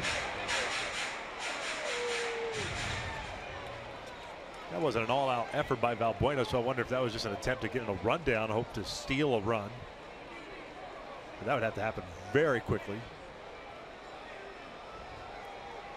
Those 2 middle infielders have pretty good arms. Yeah, I was going to say the same thing. And very good instincts also. 1-2.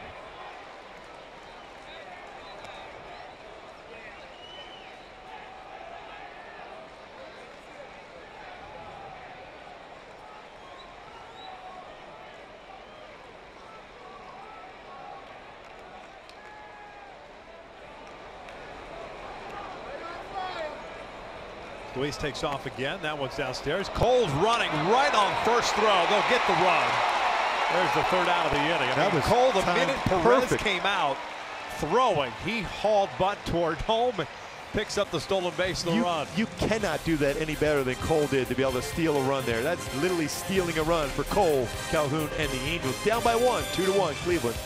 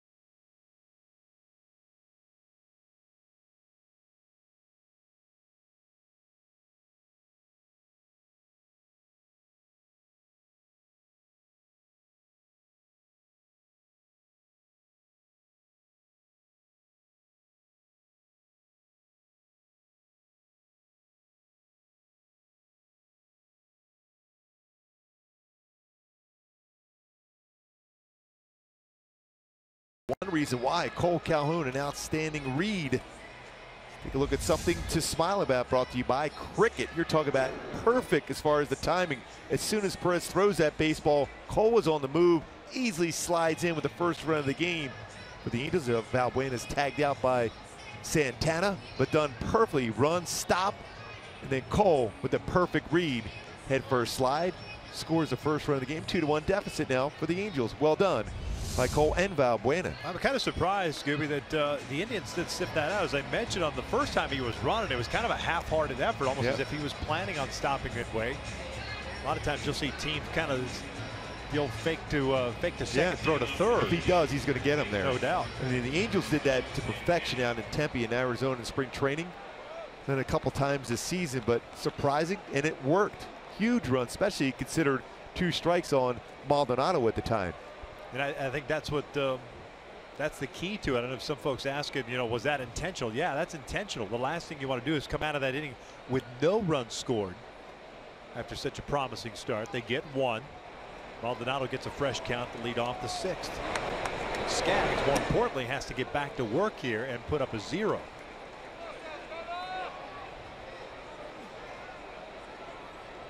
Eight hits allowed, 3 of which occurred in the 5th, including the home run to Perez. Santana, Bruce, and Diaz. Good changeup. Now all of a sudden starting to use that pitch. A very good pitch. Showed that graphic earlier about percentages of breakables, a little over 31% curveballs, 9% changeups. Breaking ball out toward left center field. Towering shot, chasing Trout back at the wall. Will make the catch. Stays in the yard. 1 out. It's an out, but not the ideal 0-2 pitch, especially with a breaking ball. And because of that, when Mike Scioscia looks like he's going right to the bullpen. 85 pitches.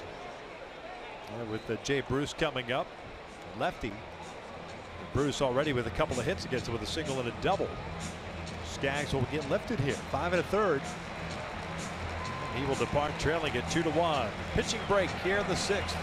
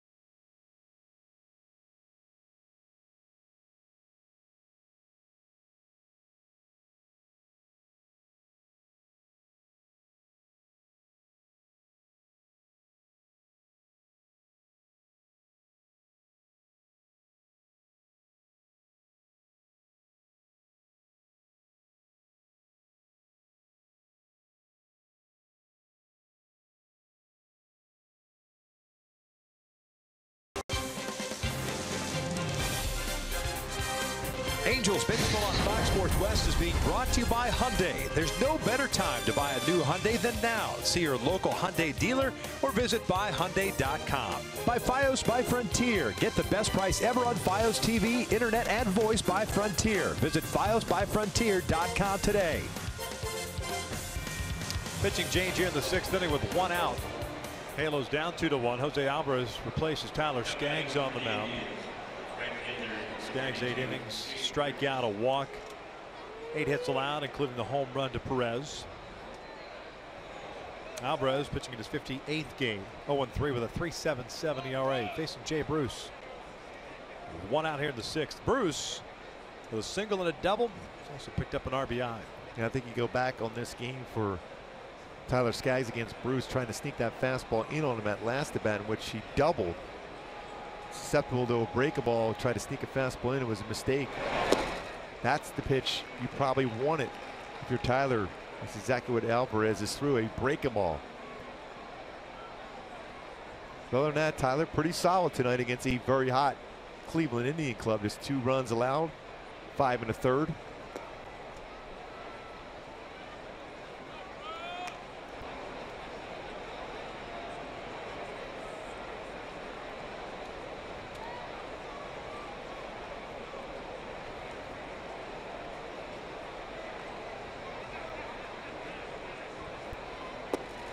One and 2. Good spot with that fastball.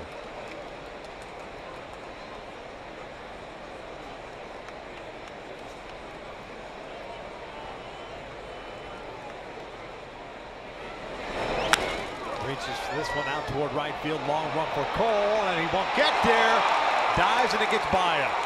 So Bruce now will end up at third, and he's a home run shy of the cycle.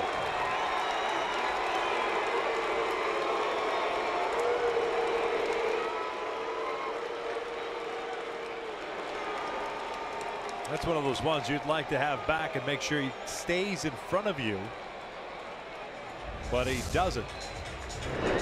Towards the end of the bat, but still hooks it right down that right field line, and Cole was playing in the right center field, dives for that baseball, unable to get to it, and Bruce with a single, double, triple so far. That huge triple here for Cleveland now as they try to add on their lead here. Alvarez out of the game now. Not able to retire the one batter he's supposed to get. Another pitching change in 6-2-1 Cleveland.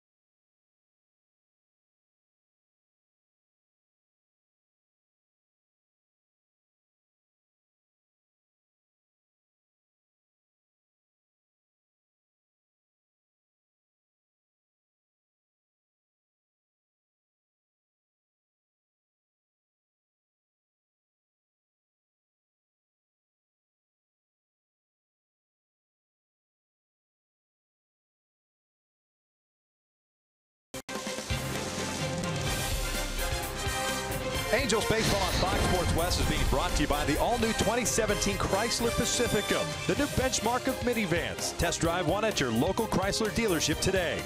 By Mercury Insurance, we're on a mission to save you money. Log on to mercuryinsurance.com to get a fast free quote and see how much you can save. And Cleveland leads the Angels 2-1 with man on third with one out, top of the sixth. Let's take a look at our showstopper around the majors going to that game in Yankee Stadium.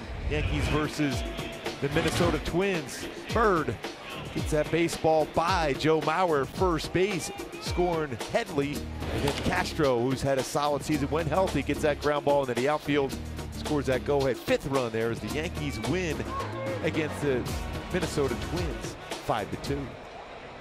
Handles a game back in the wild card, needing a victory to get to a half game back. Otherwise, they will remain 1.5 back. Blake Wood on a relief. Yandy Diaz, the third baseman's up. Infield in for the Angels with Jay Bruce standing at third base. First pitch, a breaking ball for a strike. Diaz is lined out and grounded out.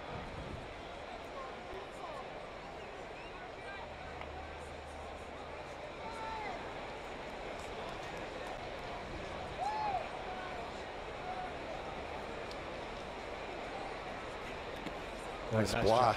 That's a great job. The pitch was well out of the strike zone. With all those games caught and started, Maldonado still quick to keep that baseball in front of him, preventing a run from scoring. Off the body and keeps that arm there to keep that baseball from getting too far away from him. Nice play by Maldonado.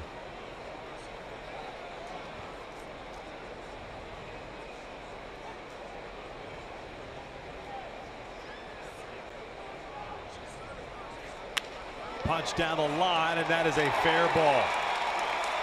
Bruce will score.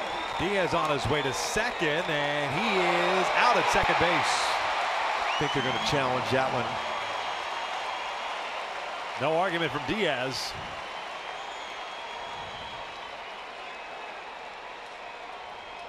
Three to 1 Cleveland. Pretty good piece of hitting. Again, it was elevated. That allows you to try to punch that ball the other way. This is a good approach by Diaz.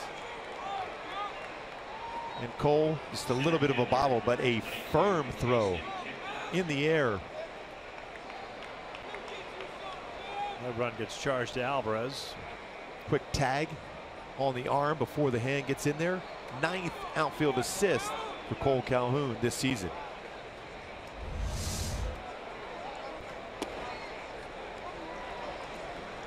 Tough to fault the effort of Cole Calhoun, but he'll probably tell you, he'll be the first to tell you that he probably should have played that ball in a hop, one that Bruce hit out there.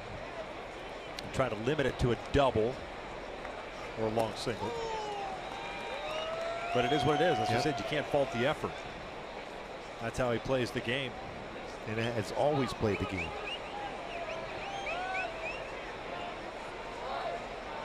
Kipnis over 2, a pop-up and a ground out.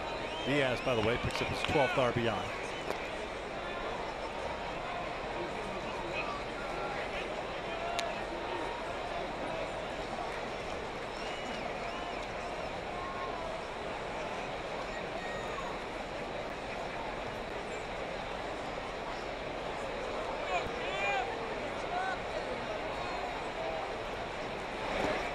Kipnis strikes out swinging.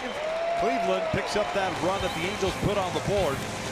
And they lead it 3-1 as we head to the bottom of the 6th. When we return, it's Scooby Tuesday.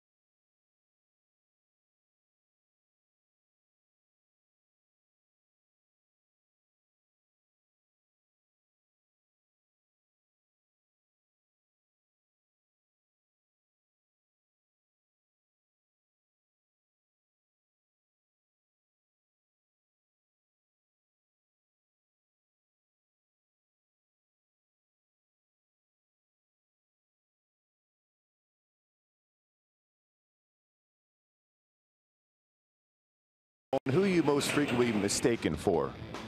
Since I've been here, it's pretty easy. Cole, I can't tell you how many people have asked me to sign cards. Cole, can you come sign over here? Andrew Heaney. Every day, people come down to the bullpen. Hi, Andrew, how's it going? I have to take my sweater off and show them my last name, and then they're like, oh. Recently, I heard Otto from The Simpsons, and this one character that Chavi pointed out from Deuce Bigelow, Antoine. I looked it up, man, and it was pretty crazy how similar we look.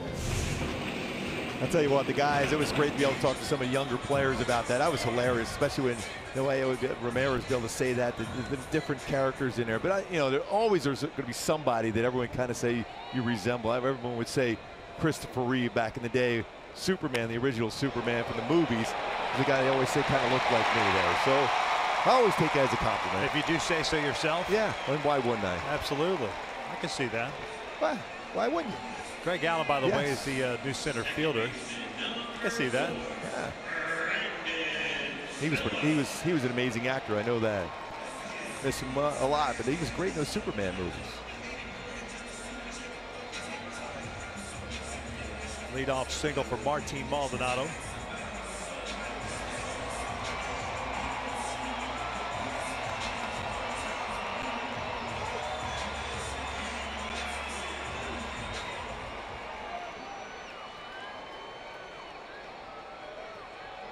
New third baseman too for Cleveland. Urshela replaces Diaz. Top of the order now with a man at first, nobody out. A very good fielding third baseman. Phillips takes downstairs for ball one.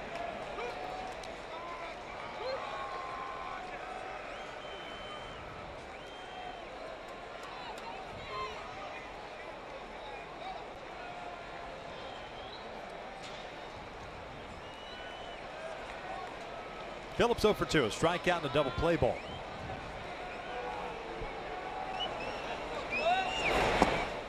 What about that pitch was out? Same spot.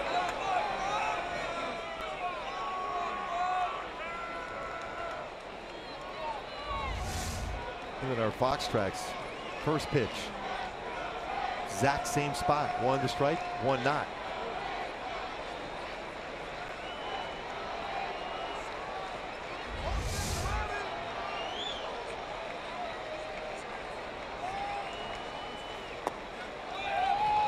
See what he's trying to do. He's trying to get Phillips to hit the ball on the ground. Phillips was pretty patient, not chasing that one out of the strike zone. Talked about as far as keys against Clevenger today, swinging at pitches that are in the strike zone, not out of it.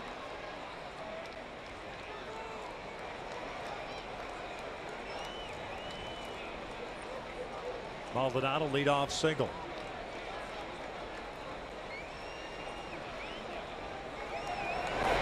And that's pulled foul. 2-2. Like my Hyundai key for this game, there's nothing holding me back. An opportunity here with a leadoff base hit to try to find a way to score some runs against Clevenger before you get to that bullpen for Cleveland. And there is some action down there. Together some good swings here. You got Trout on deck also. Brandon Phillips swinging the bat right now at the plate. Olsen warming up, the lefty, the bullpen for Cleveland.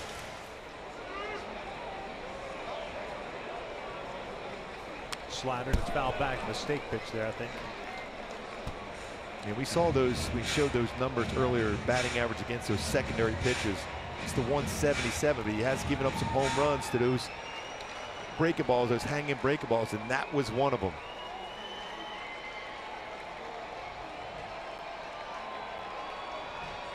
(3-1) Cleveland, bottom of the 6th inning. Minnesota has lost. Seattle and Texas tied at 1. 2-2. Called strike 3. Phillips gets rung up for the first out.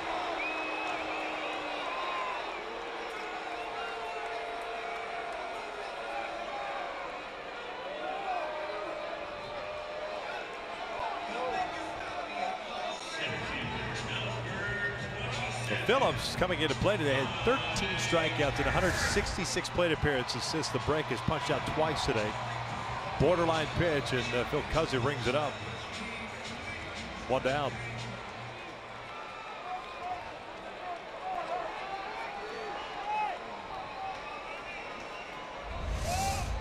There's Trout 0 for 2 twice. He's hit a fly ball to Austin Jackson in left field. Up and in again. 0-1.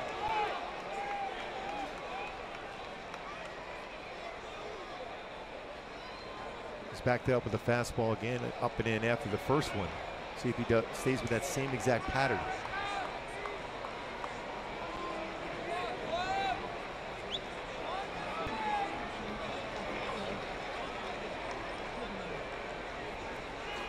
He did. Back-to-back fastballs in.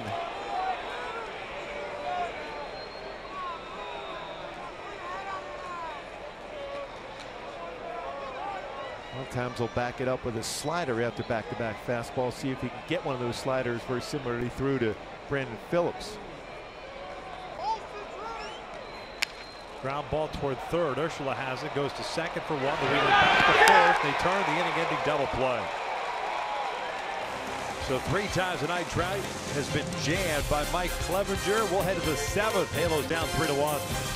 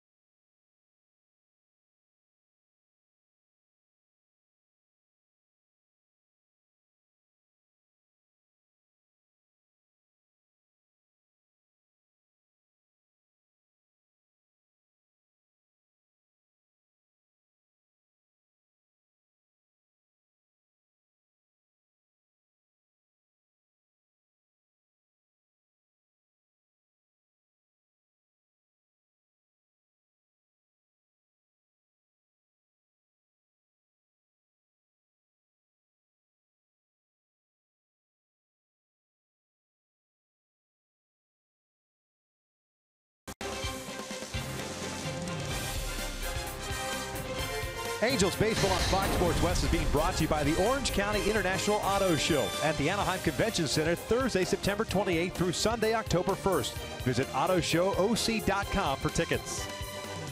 Top of the 7th here at the Big A. Cleveland's on top 3-1 in the opener of this 3-game set. Indians sending up 9-1-2. As you can see, the Indians with 10 hits tonight, 3 for the Angels. Keenan Middleton takes over for Blake Wood to start this 7th inning. 59th appearance, 5-1.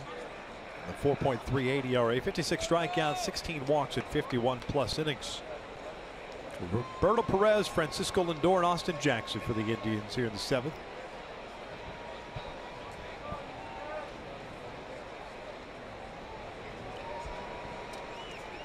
Keenan last pitched on Saturday against Texas, went 1 inning, a couple of strikeouts. Perez 2 for 2, single and a home run. That run that the Indians scored in the 6th inning, charged to Jose Alvarez, who faced one batter, and that was Jay Bruce, who got the base hit. Ended up being a triple.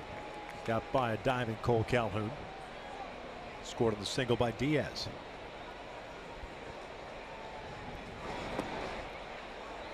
One ball, one strike.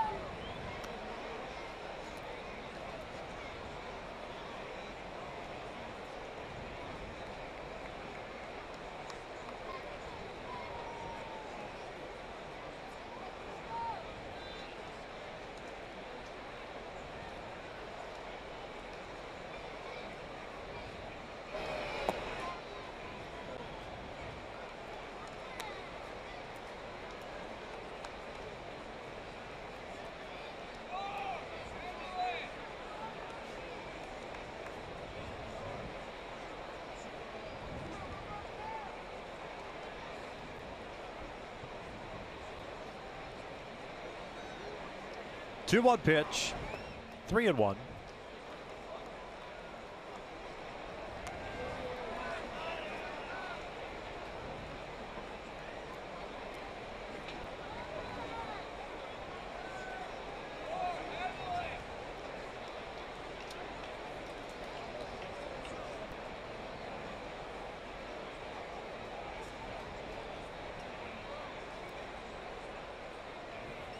Ground ball to short.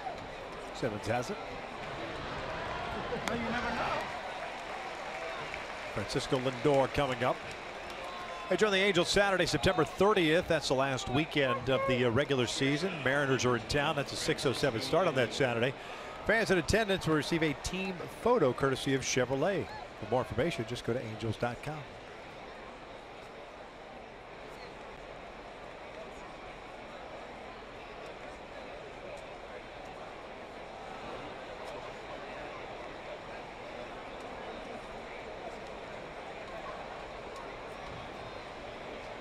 Lindor 0 for 3. A ground out, a strikeout, a fly ball to center. Spins around, hit from the left side for the first time. And this is downstairs. 262 hitter from the left side this year compared to 310. Clevenger looking on. He's more than likely done after his 6 innings tonight. Another really good start for Clevenger.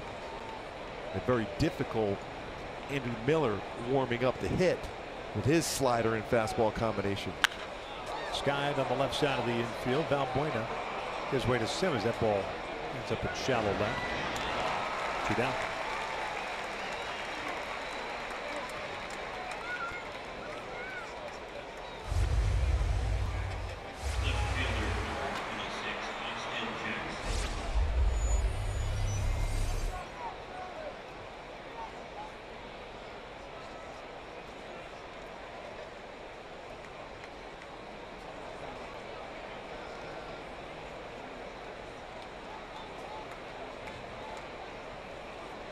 Austin Jackson with a couple of singles.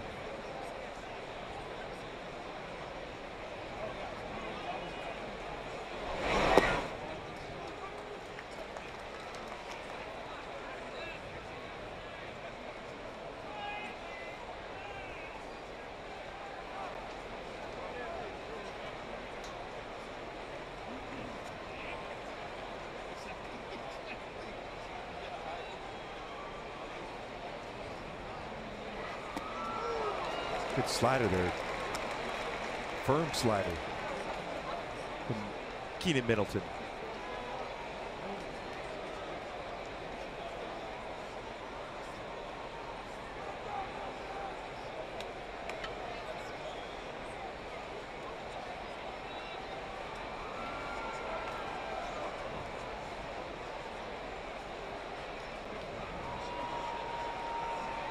Oh, 2 pitch.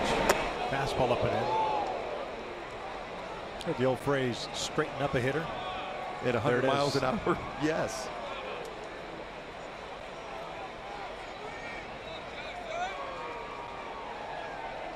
Now, most times after a pitch like that, hitters, especially a right-handed hitter versus a right-handed pitcher, is going to look away on a slider. Would be susceptible to a fastball back in.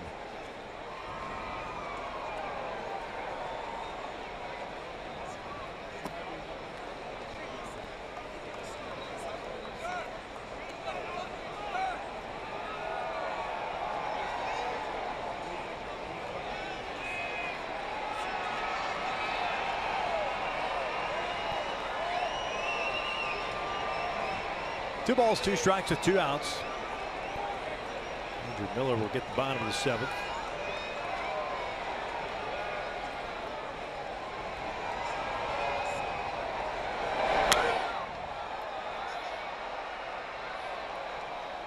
The Angels have Upton, Pujols, and Calhoun due up.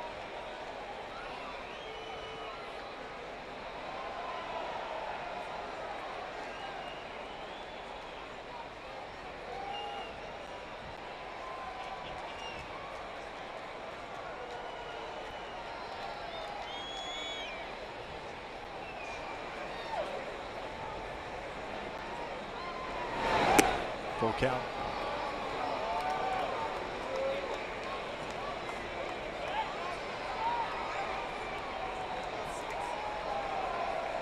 Jose Ramirez is on deck. 3 runs, 10 hits, an error, 5 left on for Cleveland. 1 run, 3 hits, 1 error. Perfect, no errors. 1 man left on for the Angels.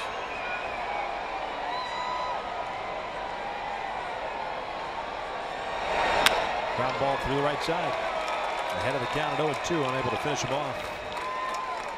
2-out single for Austin Jackson, a 3-hit game for the Indians left fielder. Second baseman, number 11. Ramirez coming up. 1 for 2, a fly ball to left, a walk and a single.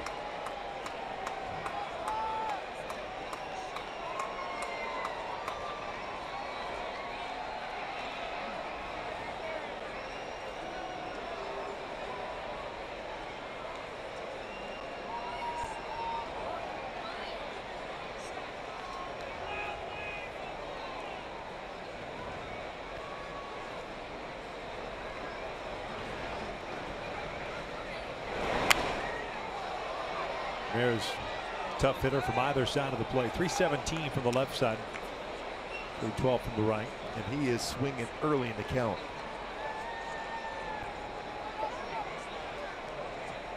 His slugging percentage on the season is .576. .561 from the right, .585 from the left. That's pick pretty your poison. Don't you Yeah, think? pick your poison. The on base percentage, same way, split kind of almost down the middle.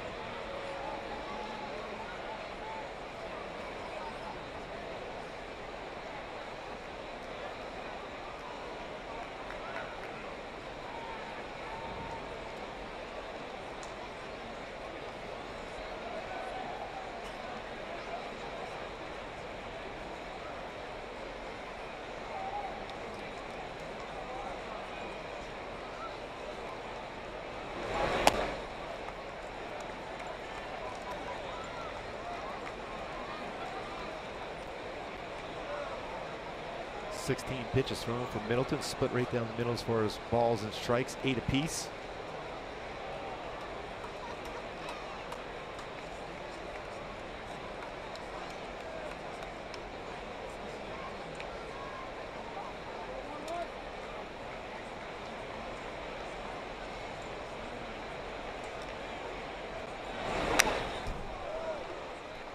Pretty good hack at that 98-mile-an-hour fastball.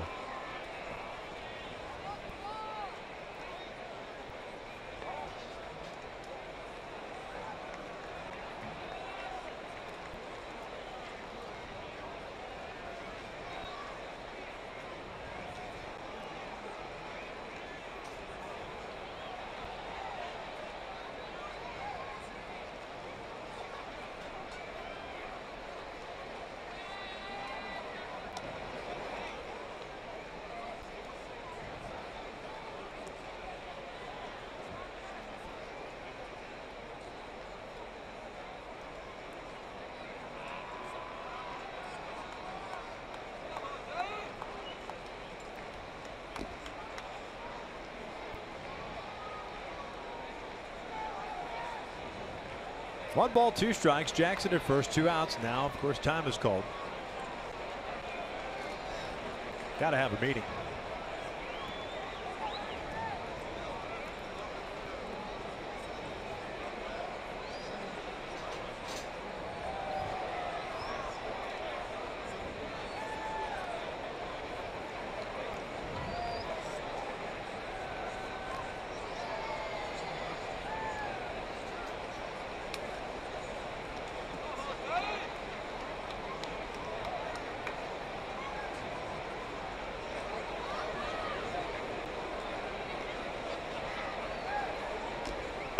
Ramirez goes down swinging. That's a good changeup, especially for a hitter that hits a fastball so well. 91-mile-an-hour changeup with a punch out. Angels still down 3-1.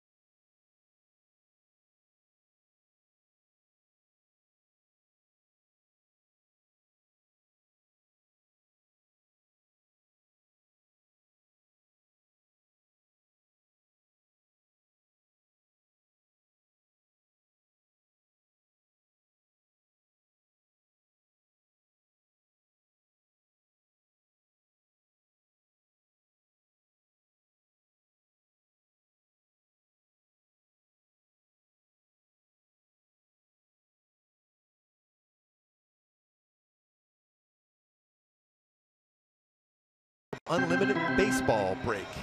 Mentioned earlier, Yankees beating the Minnesota Twins 5-2. They've won 13 of the last 17 games. The Angels is one behind the Twins now in that second wild card. Seattle tied. They're right behind the Angels themselves in the wild card race, 1-1 in the 8th inning up in Seattle.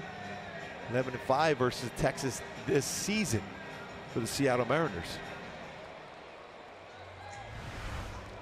This Clevenger, solid 6 innings once again. Just 3 hits allowed, 6 punch-outs, 91 pitches thrown. A solid season for Mike Clevenger, now dealing with the very good, powerful left-handed arm of Andrew Miller. 4-3 with an ERA 1.61. Be his 51st game for Cleveland this season. A couple of stints on the disabled list in August, dealing with a sore knee. Twice going on there. But he's back to doing Andrew Miller type stuff. He's going to get Upton, Pujols, Calhoun here in the 7th. And his fastball is 90 to 98, depending on 2-seam, 4-seam, and a very good tight slider.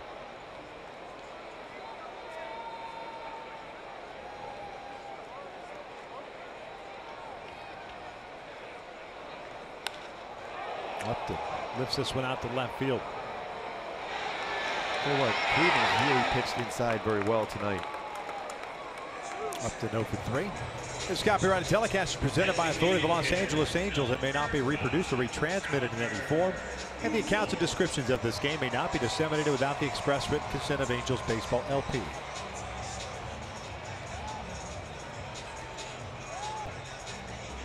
Well, you can see the game plan throughout this effort for Cleveland as far as against the Angels hitters, inside with their fastball quite a bit. Top staff in the American League. As we'll give a look. Starters 75-38 with a 3.65 ERA. The bullpen 18-19 with a 2.77 earned run average. Makes the manager's life a little bit easier. Don't chew it as much gum when you have a rotation going like that, but Terry Francona will still chew a lot of gum during the course of the game. There's Salazar, who will get the start on Thursday. When he first brought him back from the disabled list himself, he was down in the bullpen, now starting again for Cleveland.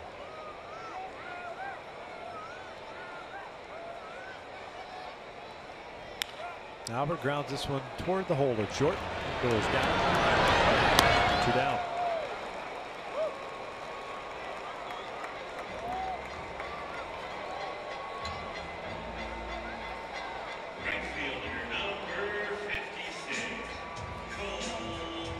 Cole's been on board twice with a walk and a single. He's also scored the only run. That was in the 5th.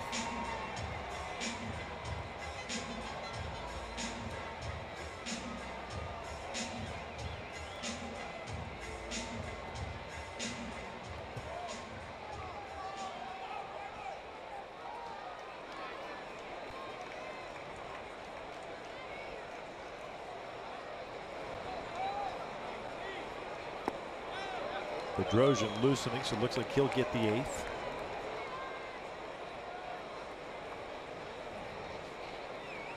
Will be the 4th reliever used tonight. At 50-50 as far as an 0-1 count against Miller. If you're a left-handed batter, we need to get a fastball or slider. Got a fastball. Let's go back to the night here for the 5th inning for Cole at first base, reading this base hit down by Andrelton Simmons, never hesitating with Kipnis. Not a lot of experience out in center field. Reads that, easily gets the 3rd on a base hit right at his center fielder. And then perfect timing as far as going on that throw and stealing home. Nice job timing behind that for Cole. The read was perfect as soon as that arm was going forward for Perez. So that's basically, he stole that run himself. Good base running, go 1st to 3rd. Then perfect timing on that throw to 2nd. Although he doesn't get credited with a stolen base, it's still a great job as far as timing that throw to 2nd and scoring the only run of the game for the Angels.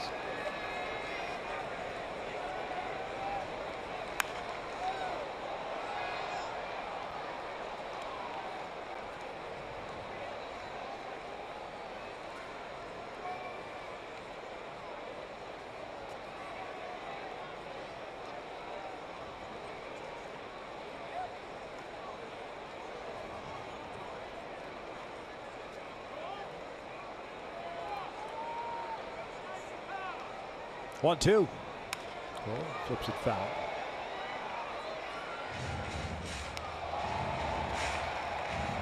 Nice one-handed grab there.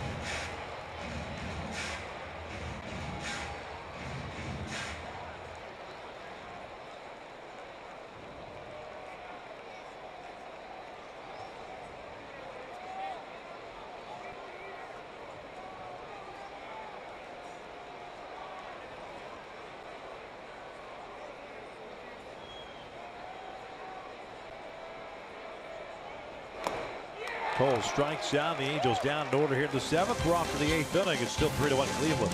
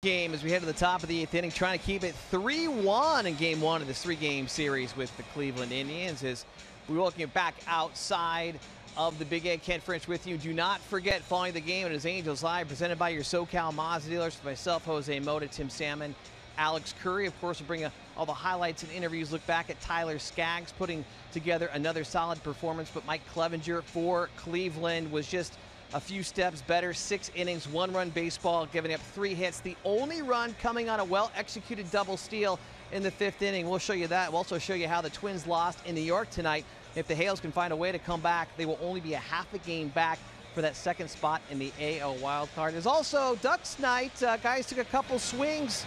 Gooby, got to like Getzlaf and Boschman showing some skill at the plate. Yeah, they did. They were some quick bats. They had some power, too. I mean, they've, you know, I got a chance to talk to both of them before they went up to take their batting practice. They were pretty excited about it. And I'll tell you what, it's fun to watch them as good a shape they're in. After a bunch of swings trying to hit the ball out of the ballpark, you get a little bit exhausted after that hack to try to go yard.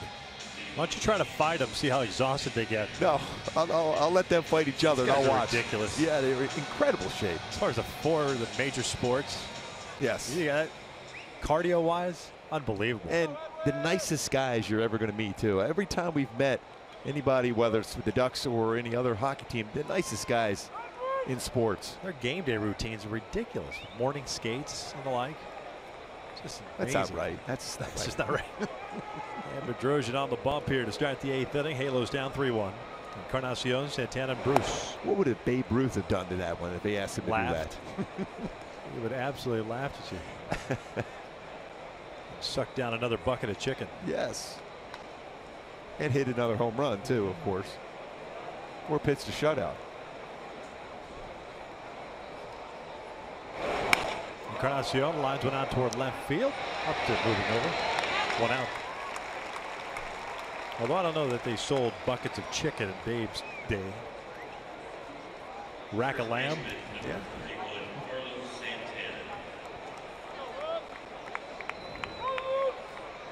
Carlos Santana 0 for 3. He was a big man. Can you imagine if he played hockey and stayed right in front of the net? It would be a tough time to move him out of the way. He just plopped down.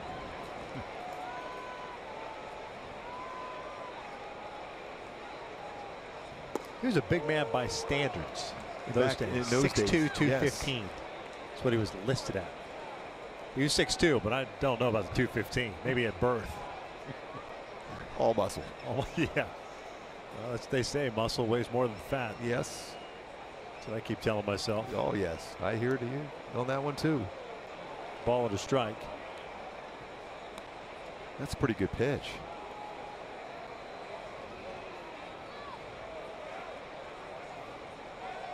Yeah, everyone talks about, speaking of size of guys, Walter Big Train Johnson, Hall of Fame, 6'1".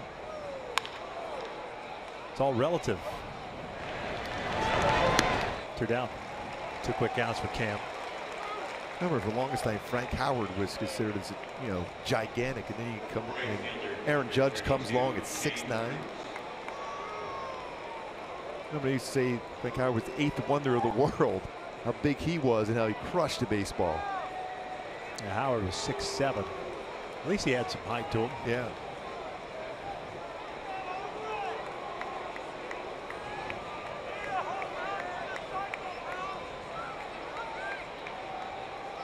Yeah, pride of the Ohio State University, yeah. Frank Howard was.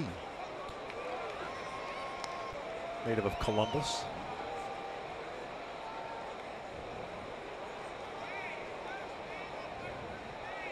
Jay Bruce, single, double, triple in that order. 3 for 3.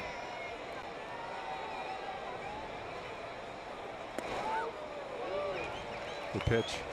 2 breaking balls in a row. Nice location there for Cam Bedrosian.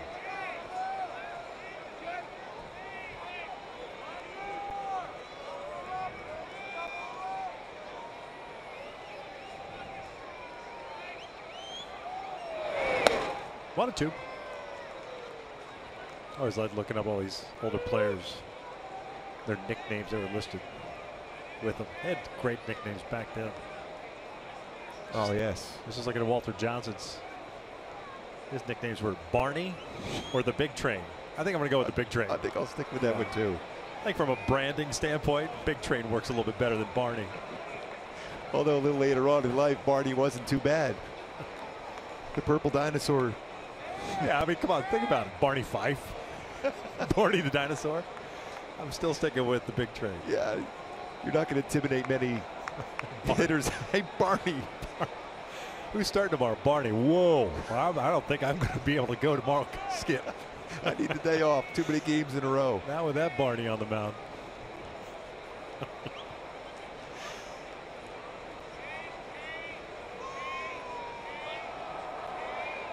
2-2. Call strike 3. Down goes Bruce, and a nice 1-2-3 clean inning for Cam Bedrosian. We're off to the bottom of the 8th inning. Halos down.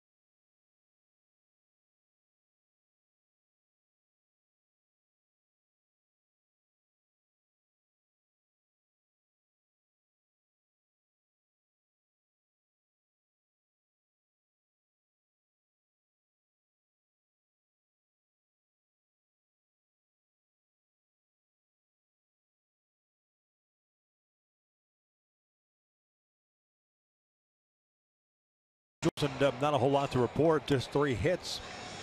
Cole's been on twice, Simmons with a single. Maldonado had a base hit himself. And Andrew Miller has been lifted from the game, and now it's Brian Shaw's bullpen continues for Cleveland. Shaw's been very good, as has all the other pieces in Terry Francona's bullpen. This will be the 73rd appearance for Brian Shaw already. 4-5 with a 3.34 ERA. Couple of saves, 63 strikeouts, 21 walks, and 70 innings of work. And his fastball, 92, 97, and he'll throw mainly their cut fastballs and a slider. He'll throw a ton of cutters. So everything very similar to Plain. He can jam a left-handed batter pretty well, but he also threw that indoor cutter on a right-handed batter.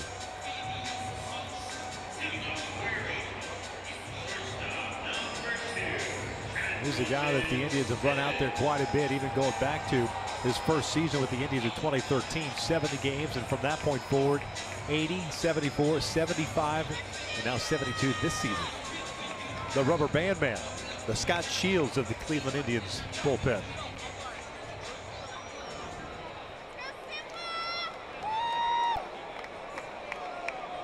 Halos here in the 8th have Simmons, Valbuena, and Crone. Hamilton takes a strike. There's that cut fastball.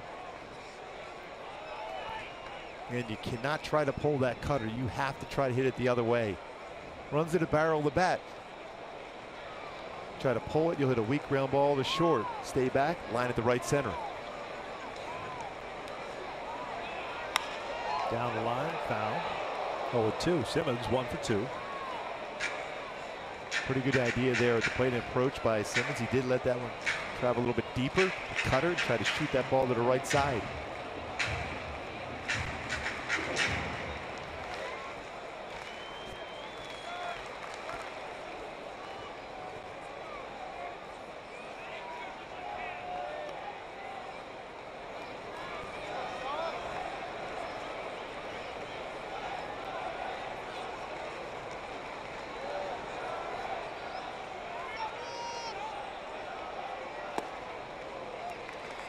1-2. John, 29-year-old, native of Livermore, California, former dirtbag. Diamondbacks second-round pick in 08. He's been very, very valuable out of the bullpen for Terry Francona. 1-2. Bouncer back to the mound, fooled him on the breaking ball. 1 out. At their cutter, even indoor cutter. Then he threw him a slider out in front. The dribbler back to the mound.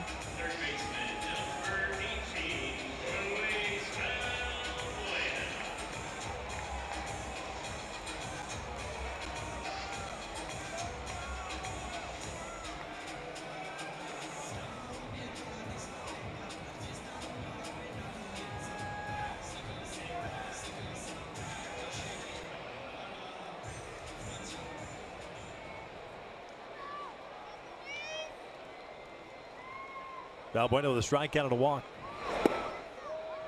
0-1. Texas leading Seattle in the bottom of the 8th, 3-1.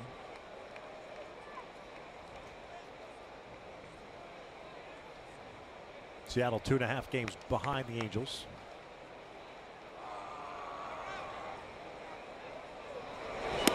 Baltimore, Kansas City, Tampa Bay all lost. Minnesota lost. The Angels with an opportunity to get within a half game.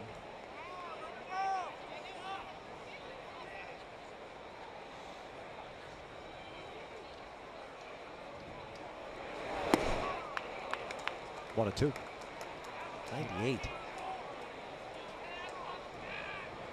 Angels with already 44 comeback victories, looking for number 45, but just need to get a base runner here against Shaw. So far, all his pitches have been excellent and located well.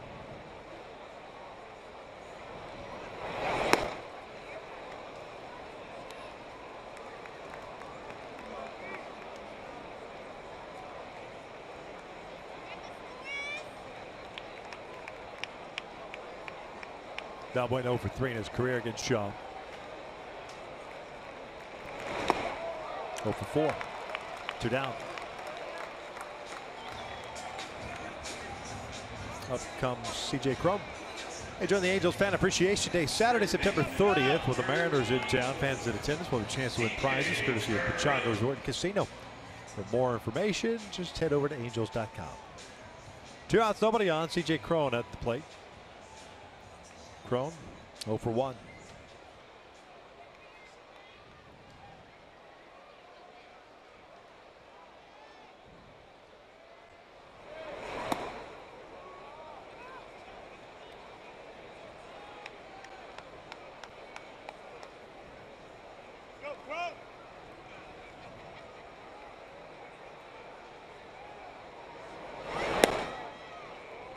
Then Revere's come out to the on-deck circle.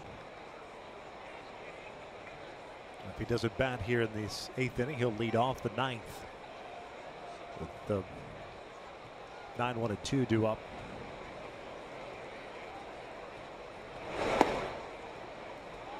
Three-0.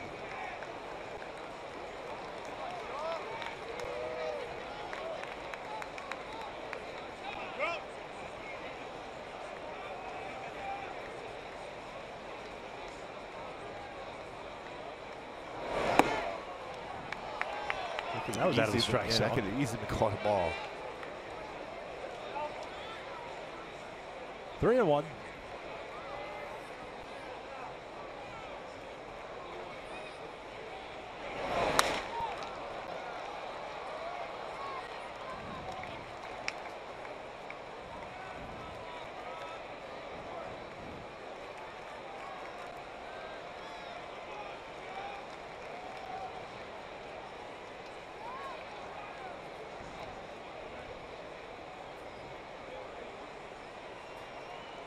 Bud Norris warming for the 9th. 3-2 pitch. Cron chops out with foul.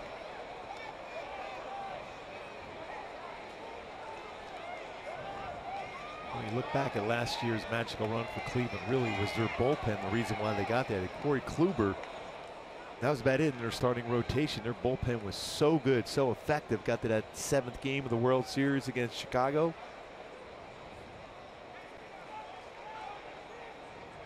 Francona really had to work his magic because he had to go to that bullpen often. Throwing lines went out to center field.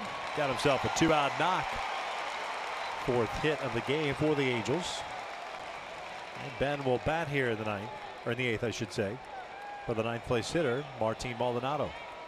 Corey Kluber is right now more than likely the front runner for the Cy Young. Looked like it was going to be Chris Sale. He's struggling a little bit of late, but not Corey Kluber. He has been dominant. And he was dominant in that postseason run also last year for Cleveland. 17-4. 2.35 ERA for Kluber. Missed a little bit of time earlier in the season.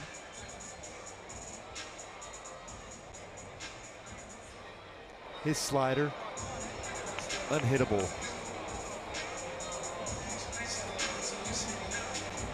Ben Revere, 265 hitter. 2 for 3 in his career against Shaw. Takes a strike.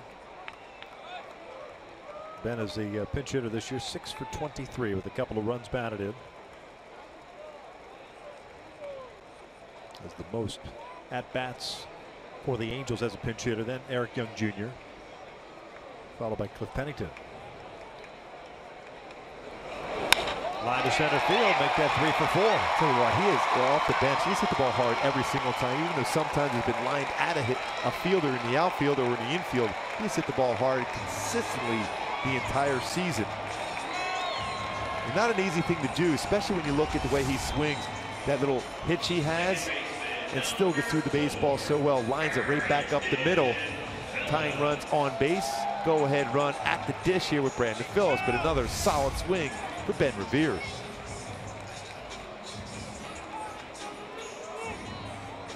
So first and second, tying run at first. Brandon Phillips at the plate. Hitless tonight, 0 for 3 with a couple of strikeouts. Good numbers in his career. Against Shaw, though, 3 for 4 with a double. A couple of runs batted in. He certainly has a ton of room in left center field. Not easy to turn on a cutter or slider from Shaw.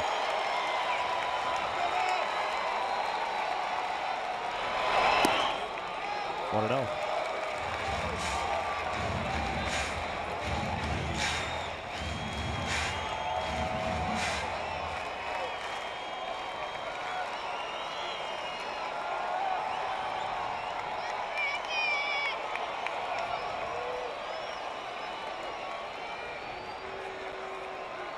Big lead for Cron at second. Swung at what would have been ball 2. Instead, it's 1 ball, 1 strike.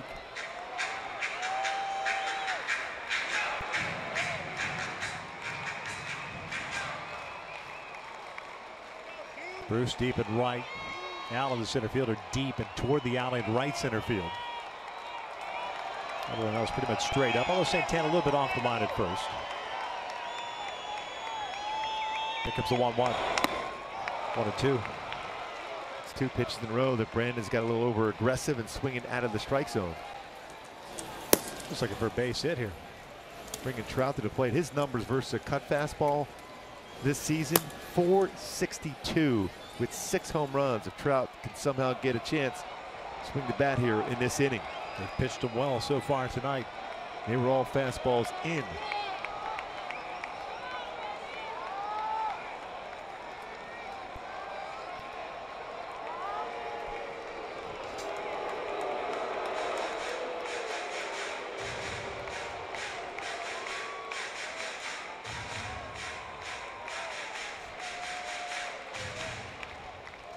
The old 1-2 visit to the mound.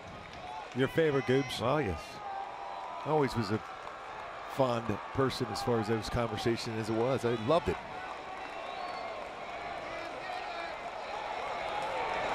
Phillips lines one to right center field, a base hit. Cron will score. Rounding second, headed to third is Revere. He'll stop there. Brandon Phillips with an RBI single. Halos down 1, 3-2 Cleveland.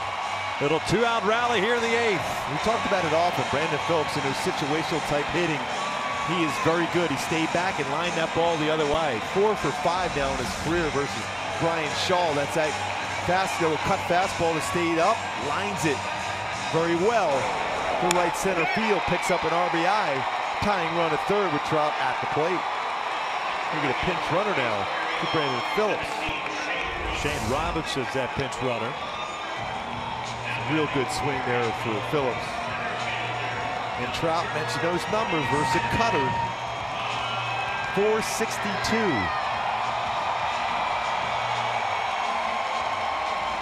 12 for 26 with 6 home runs versus a cut fastball.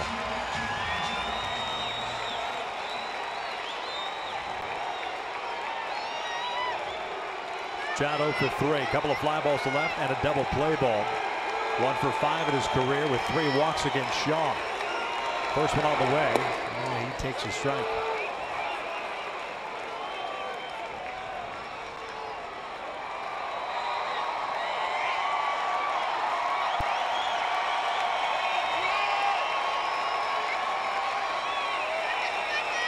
Here, tying run at third. Robinson, good speed. Go ahead, run at first. Shaw retired the first 2 batters on a check swing comebacker by Simmons. Struck out Valbuena, but C.J. Cron with a base hit. Revere a pinch hit single into center. And now Phillips went out to right center field.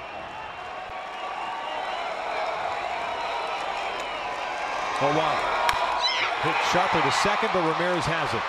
Orioles are done here in the 8th. They'll strand 2. They get 1. We'll head to the 9th. It's 3-2 Cleveland.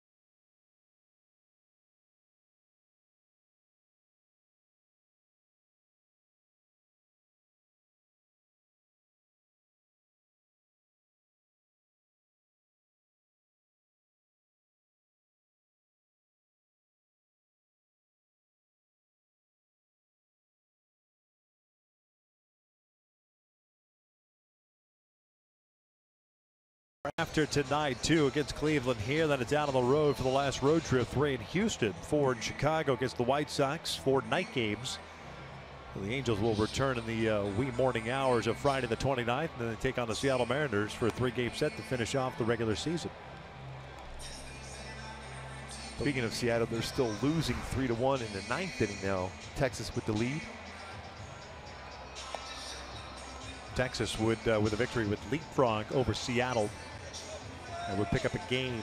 So they would be 3.5 back of Minnesota.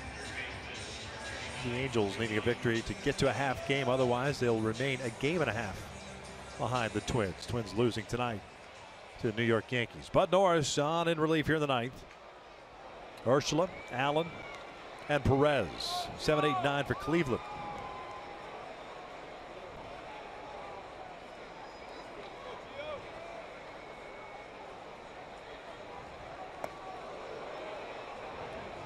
One ball, no strikes.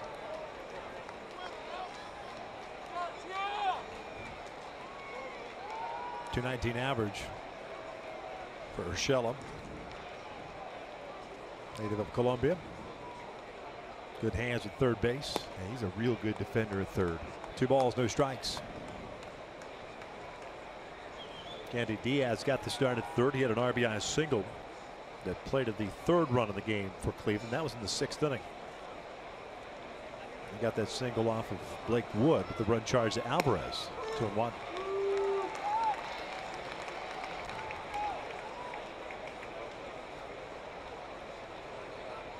Three-two here in the ninth.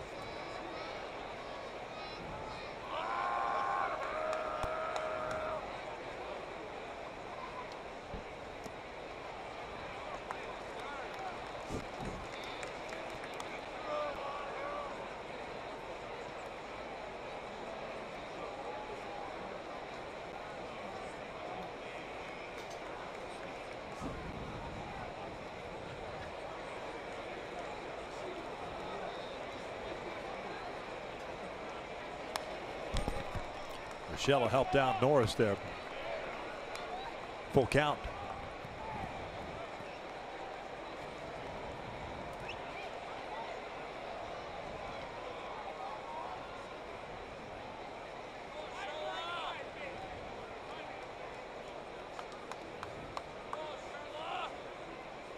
Payoff pitch. Urshela shoots one out to right. Cole's there. One down. Most popular way to follow the Angels postseason push is with MLB.com at bat, the #1 app for live baseball. Enjoy game day, live game video highlights, radio broadcast, StatCast, news, and more. Download MLB.com at bat today. One out. Greg Allen coming to the plate. 14 games with Cleveland this year. 5 for 25 with a double and a home run. 5 runs batted in.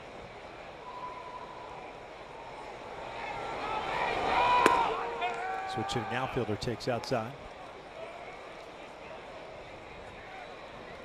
And a Hilltop High School at Chula Vista with the San Diego State. 6th round pick by Cleveland in 2014.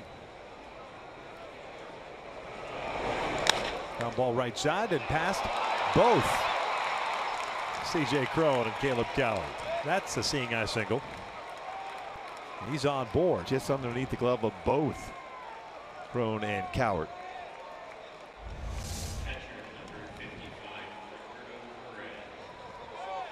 On the dive in that outfield grass underneath the glove of Coward. And Allen with 24 stolen bases at Double-A this year. And Cody Allen warming up in the bullpen. Their closer. You figure that Greg Allen might be on the move. Roberto Perez, the catcher, up, 9th place hitter. He's 2 for 3 so far tonight with a single and a home run. No attempts at a stolen base yet this season for Allen. This will be the time where he will, and maybe even early here.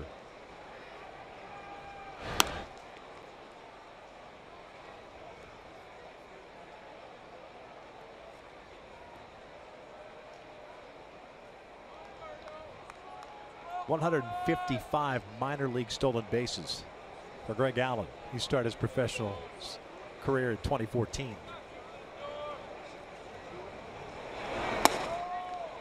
One and 0. Upper part of the strike zone not called. Go back to the start of last year. The Angels pitching staff has picked off 35 base runners. That's tops in the majors. And Norris says he pretty quick move himself.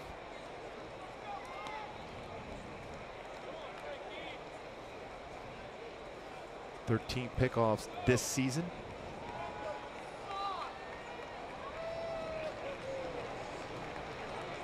.22 led baseball last year. 1-0. Perez fouls one back.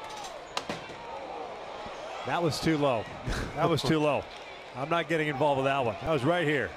Too low right in here. There's too many things going on. I'm good. Yeah? No. No chance. You guys can pipe down over there. Sit down. Sit down. I thought about it. I thought it was going to hit the camera. This thing right here. Yes. That was firm. That's where I thought I was headed.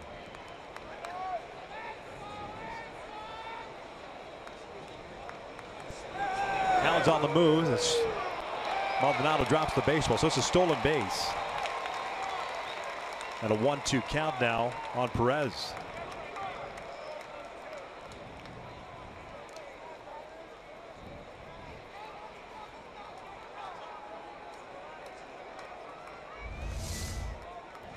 Pretty big jump. And Juan Gratterall, at that point, who's taken over after Ben Revere pinched hit for Maldonado, couldn't quite get the grip on the transfer. See there that little slip of the baseball out of the hand. Steals a bag, first of his career at the majors, or at least first this season.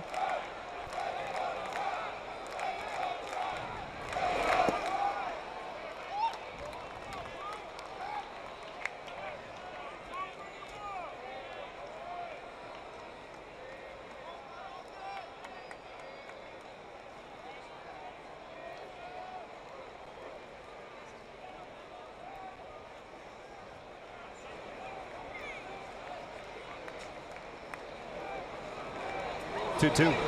Swing and a miss. 2 down. Good cutter there from Bud Norris.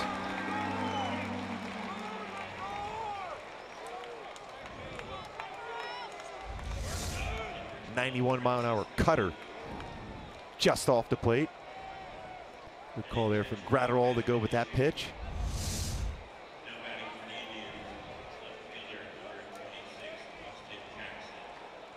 Yeah, I was going to say, I would imagine they're going to walk. Lindor did so. Go with the righty-righty matchup. Austin Jackson will be the batter. 3 hits tonight. First and second at very good speed on the bases for Cleveland. Jackson with 3 singles.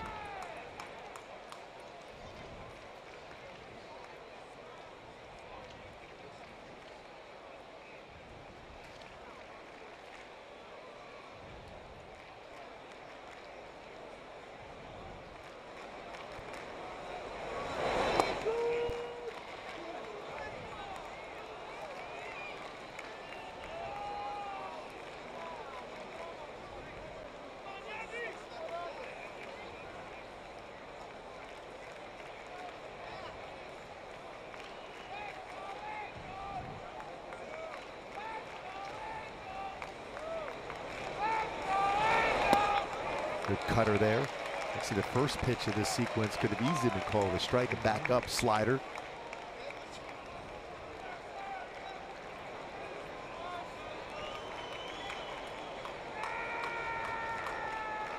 Texas closed out Seattle 3-1.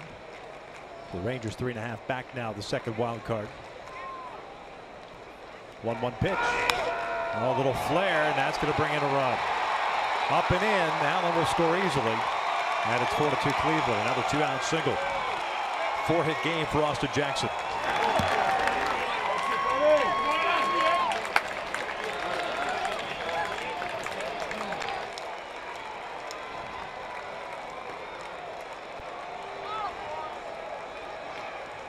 Think about what a huge addition Jackson has been for this Cleveland club.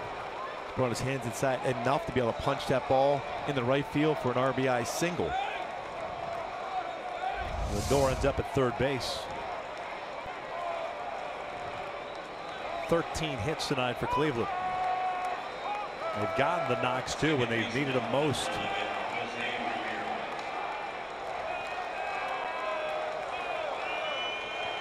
Jose Ramirez the batter. He's 1 for 3 with a single in the 5th.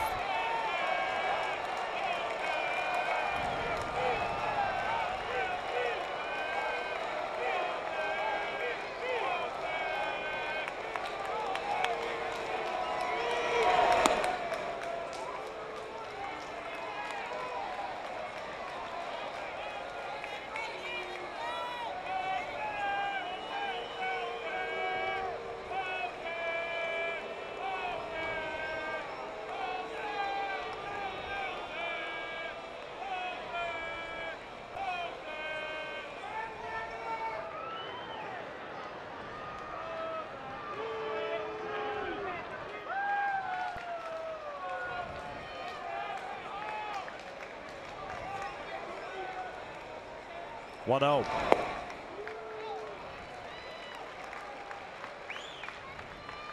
Last plate appearance for Ramirez within the 7th. That was against Keenan Middleton. Struck out on a changeup.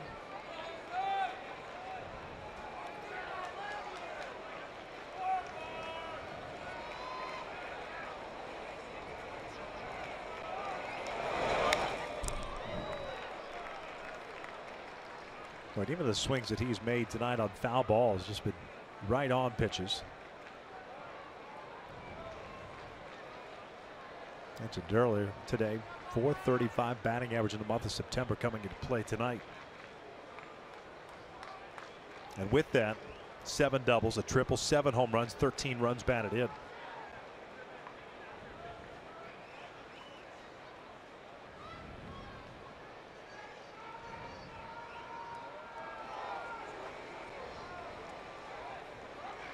And finally, just the first punch out of the month, last at bat. That's impressive. Out on the road, even better. 17, almost a 1,700 OPS out on the road in the last month. 1698.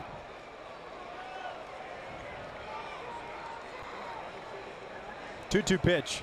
Breaking ball misses. Full count. We look at this Cleveland club, 11 straight road wins. Much as we've talked about that streak in general, 22 in a row, 11 straight on the road.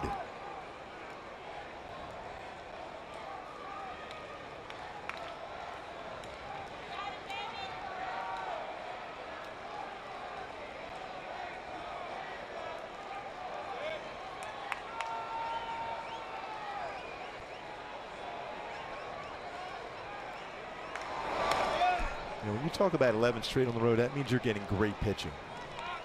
You're not going to outslug clubs on the road like that on a 11-game winning streak on the road. You're going to have to pitch extremely well, and their ERA during this stretch, outstanding. Terry Francona's club right now, even though they have some key components out and may not even be ready for the postseason with Zimmer and Brantley, they have a great pitching staff. There's Carlos Carrasco, who's thrown the ball exceptionally well this season himself. Walked him. Bases are loaded.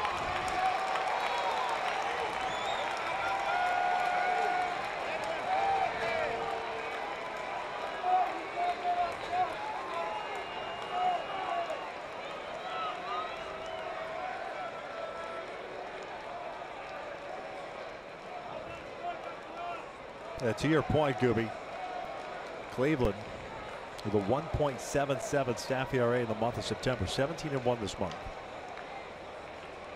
They've held opponents to a .222 batting average thus far and a .259 on base percentage. That'll usually put you in a position to win games. Designated hitter, number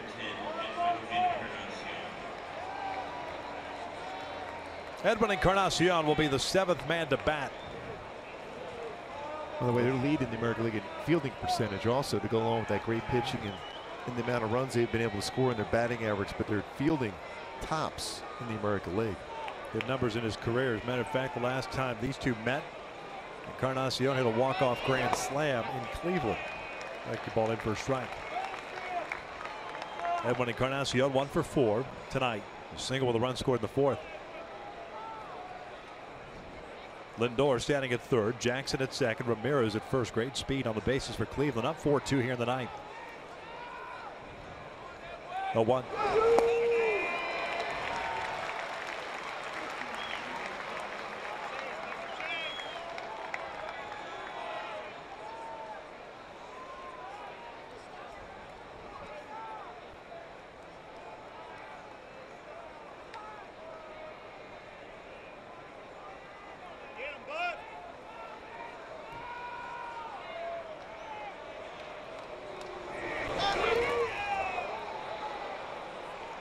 I don't know how that ball hit Gratterall's body, but somehow it did. It's 1-2. Almost like stuck on his arm there. Fortunate enough didn't get away.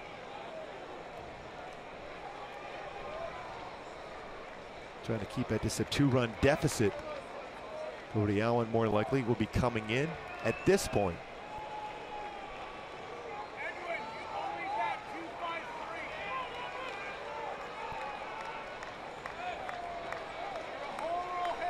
Perez with a big home run going the other way. Lifted down the line. Long run for Cole and Crone. This one is going to go foul.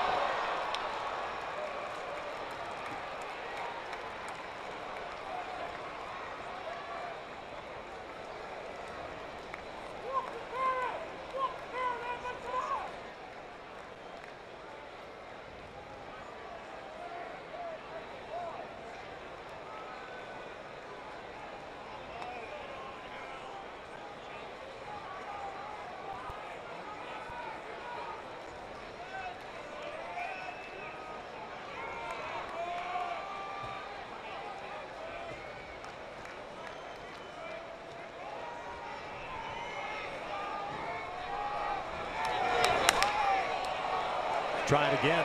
This one a little bit higher. Crone moving over.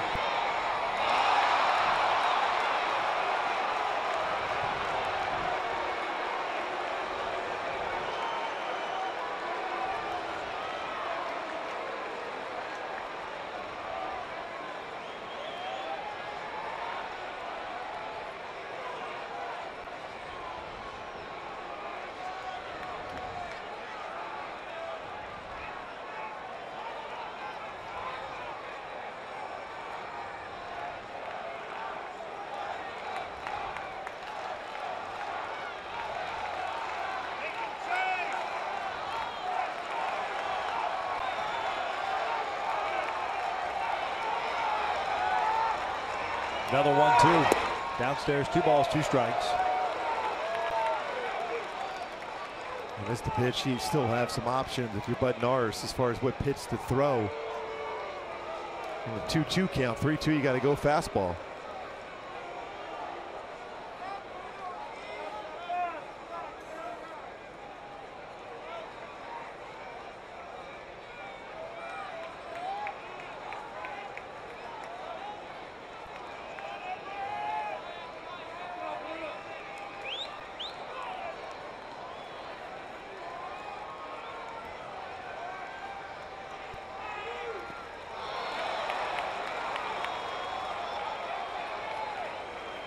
Full count now, and the base runners will get a head start with 2 outs.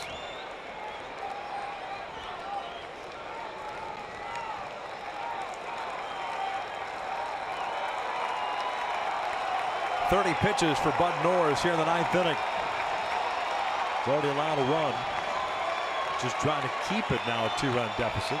That is Salas getting ready.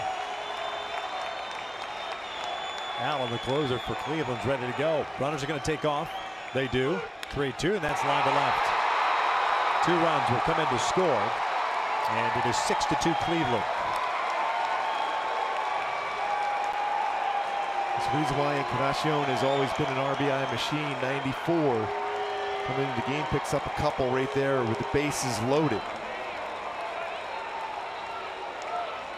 Well, the Angels came into the 9th inning down a run after scoring one in the bottom of the 8th inning. We were hoping that Bud Norris would come in there and keep it as such, but that does not occur. With 2 outs, intentional walk, RBI single, walk, and now a 2 RBI single. Halos now down 6-2.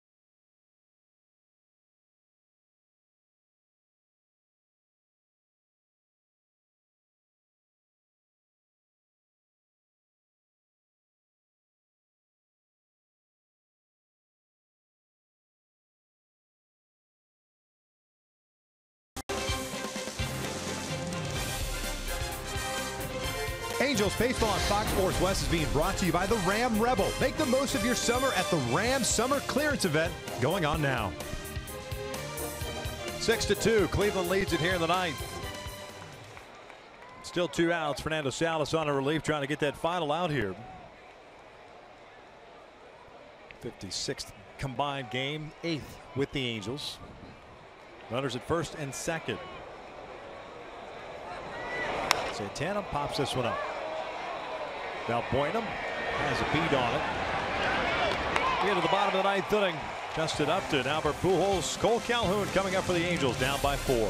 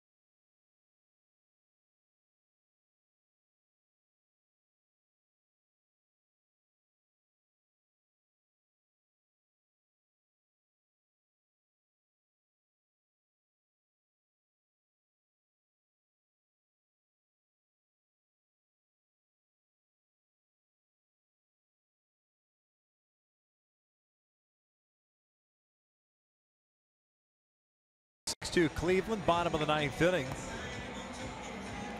Justin Upton will lead things off for the Angels. Cody Allen, who was ready to go in a save situation, comes in regardless. This will be a 64th game, 3-6 record. 2.47 ERA, 28 saves and 32 opportunities. Yeah, fastball, good firm fastball, 93, 96, very good over 12 to 6 break curveball. A lot of times when closers come in non-save situations, there's always some stress on them right away.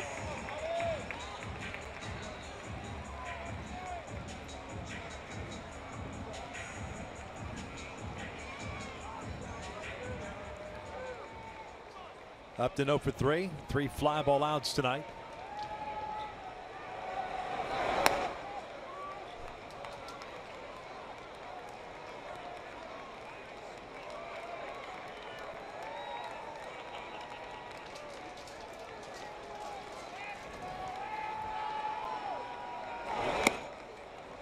Two 2-0.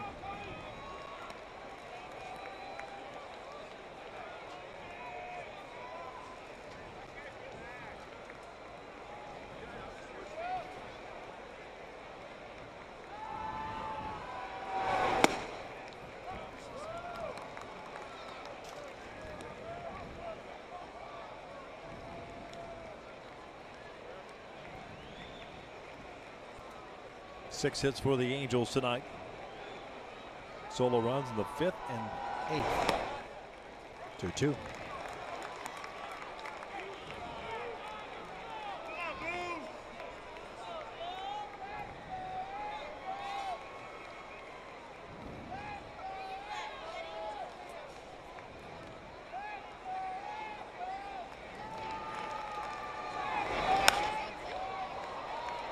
Popped up down the line.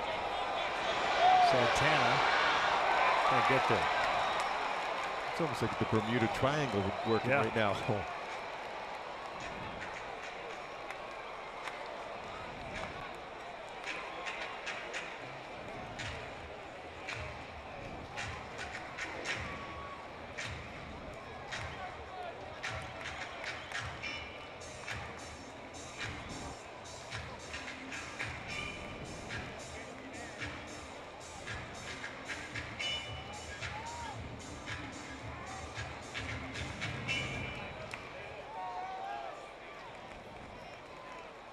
2 balls, 2 strikes.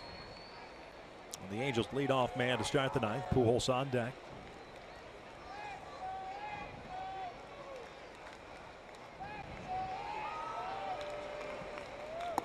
Full count.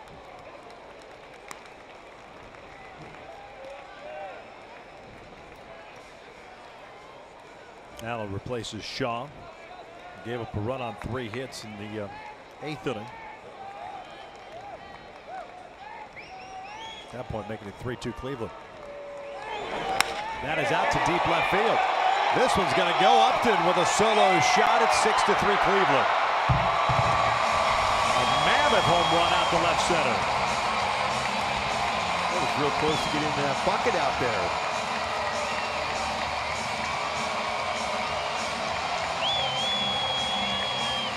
With that home run, a career high as far as home runs in a season for Justin Upton.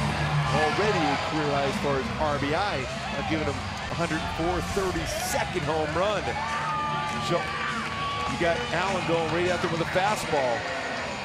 3-2 and you're up by 4. You're going to go after him with a fastball. Baseball was crushed.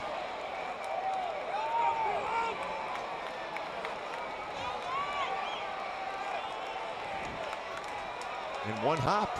One hop in there. In there. Albert takes a strike.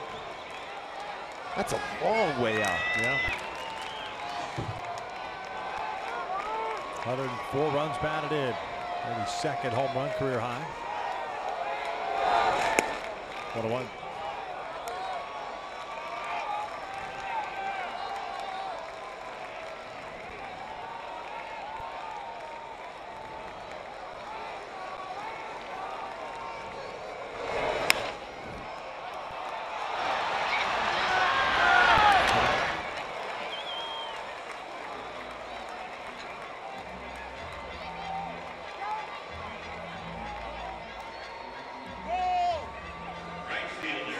Albert 0 for 4 tonight. 1 out, nobody on for Cole.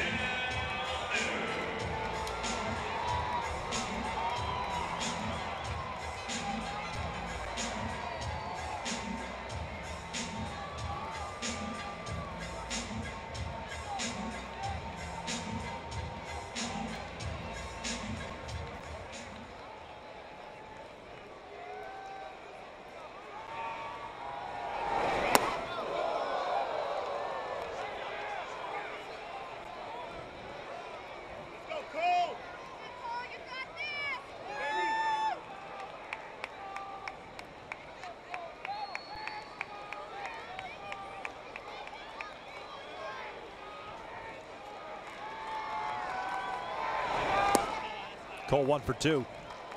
Walk, a single, a strikeout. He's also scored a run. Head of the count of 2 balls, no strikes. Some outstanding base running back in that 5th inning. At that point, cutting to a 2-1 lead for Cleveland.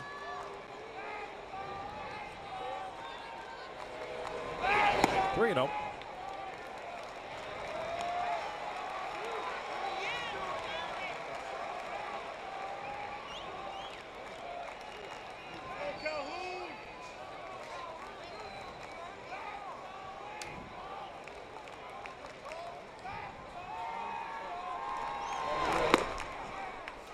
Three and 1.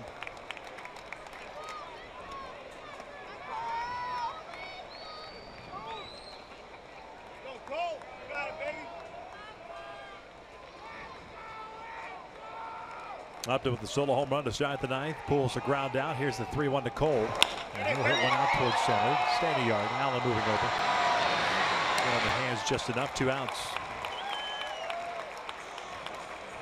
Now it's time for the Land Rover Above and Beyond Player of the Game. Jay Bruce, huge game, 3 for 4, single, RBI double, triple, and a run score for Cleveland tonight. Coming over that deal with the New York Mets. So remember, I had a couple of those magical hits during that 22-game hit streak, including a walk-off hit to break that American League record as far as consecutive wins. Austin Jackson also chipping in with 4 of the 14 hits for Cleveland tonight. Anderson Simmons 1 for 3. Singled back in the 5th.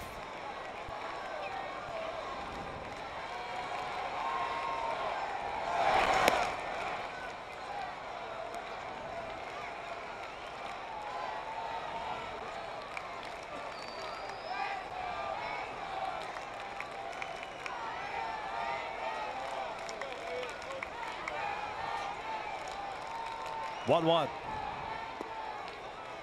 2-1.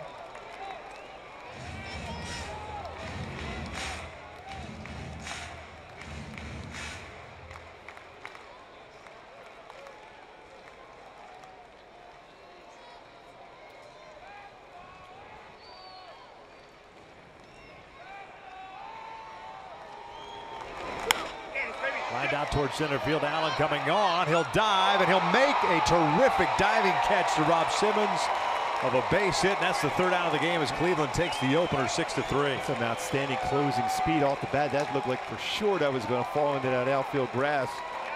And an outstanding play by Allen. See that just before it hits the outfield grass. Good vision on that one. Diving face forward. Not an easy play as a center fielder. Great play to finish it off. As the Indians win 6-3. Win game 1 of this 3-game set. Well, with that loss, the Angels remain a game and a half back. Texas now 2 back of the Angels with 12 to play for the Halos. We'll be back to wrap this one up right after this.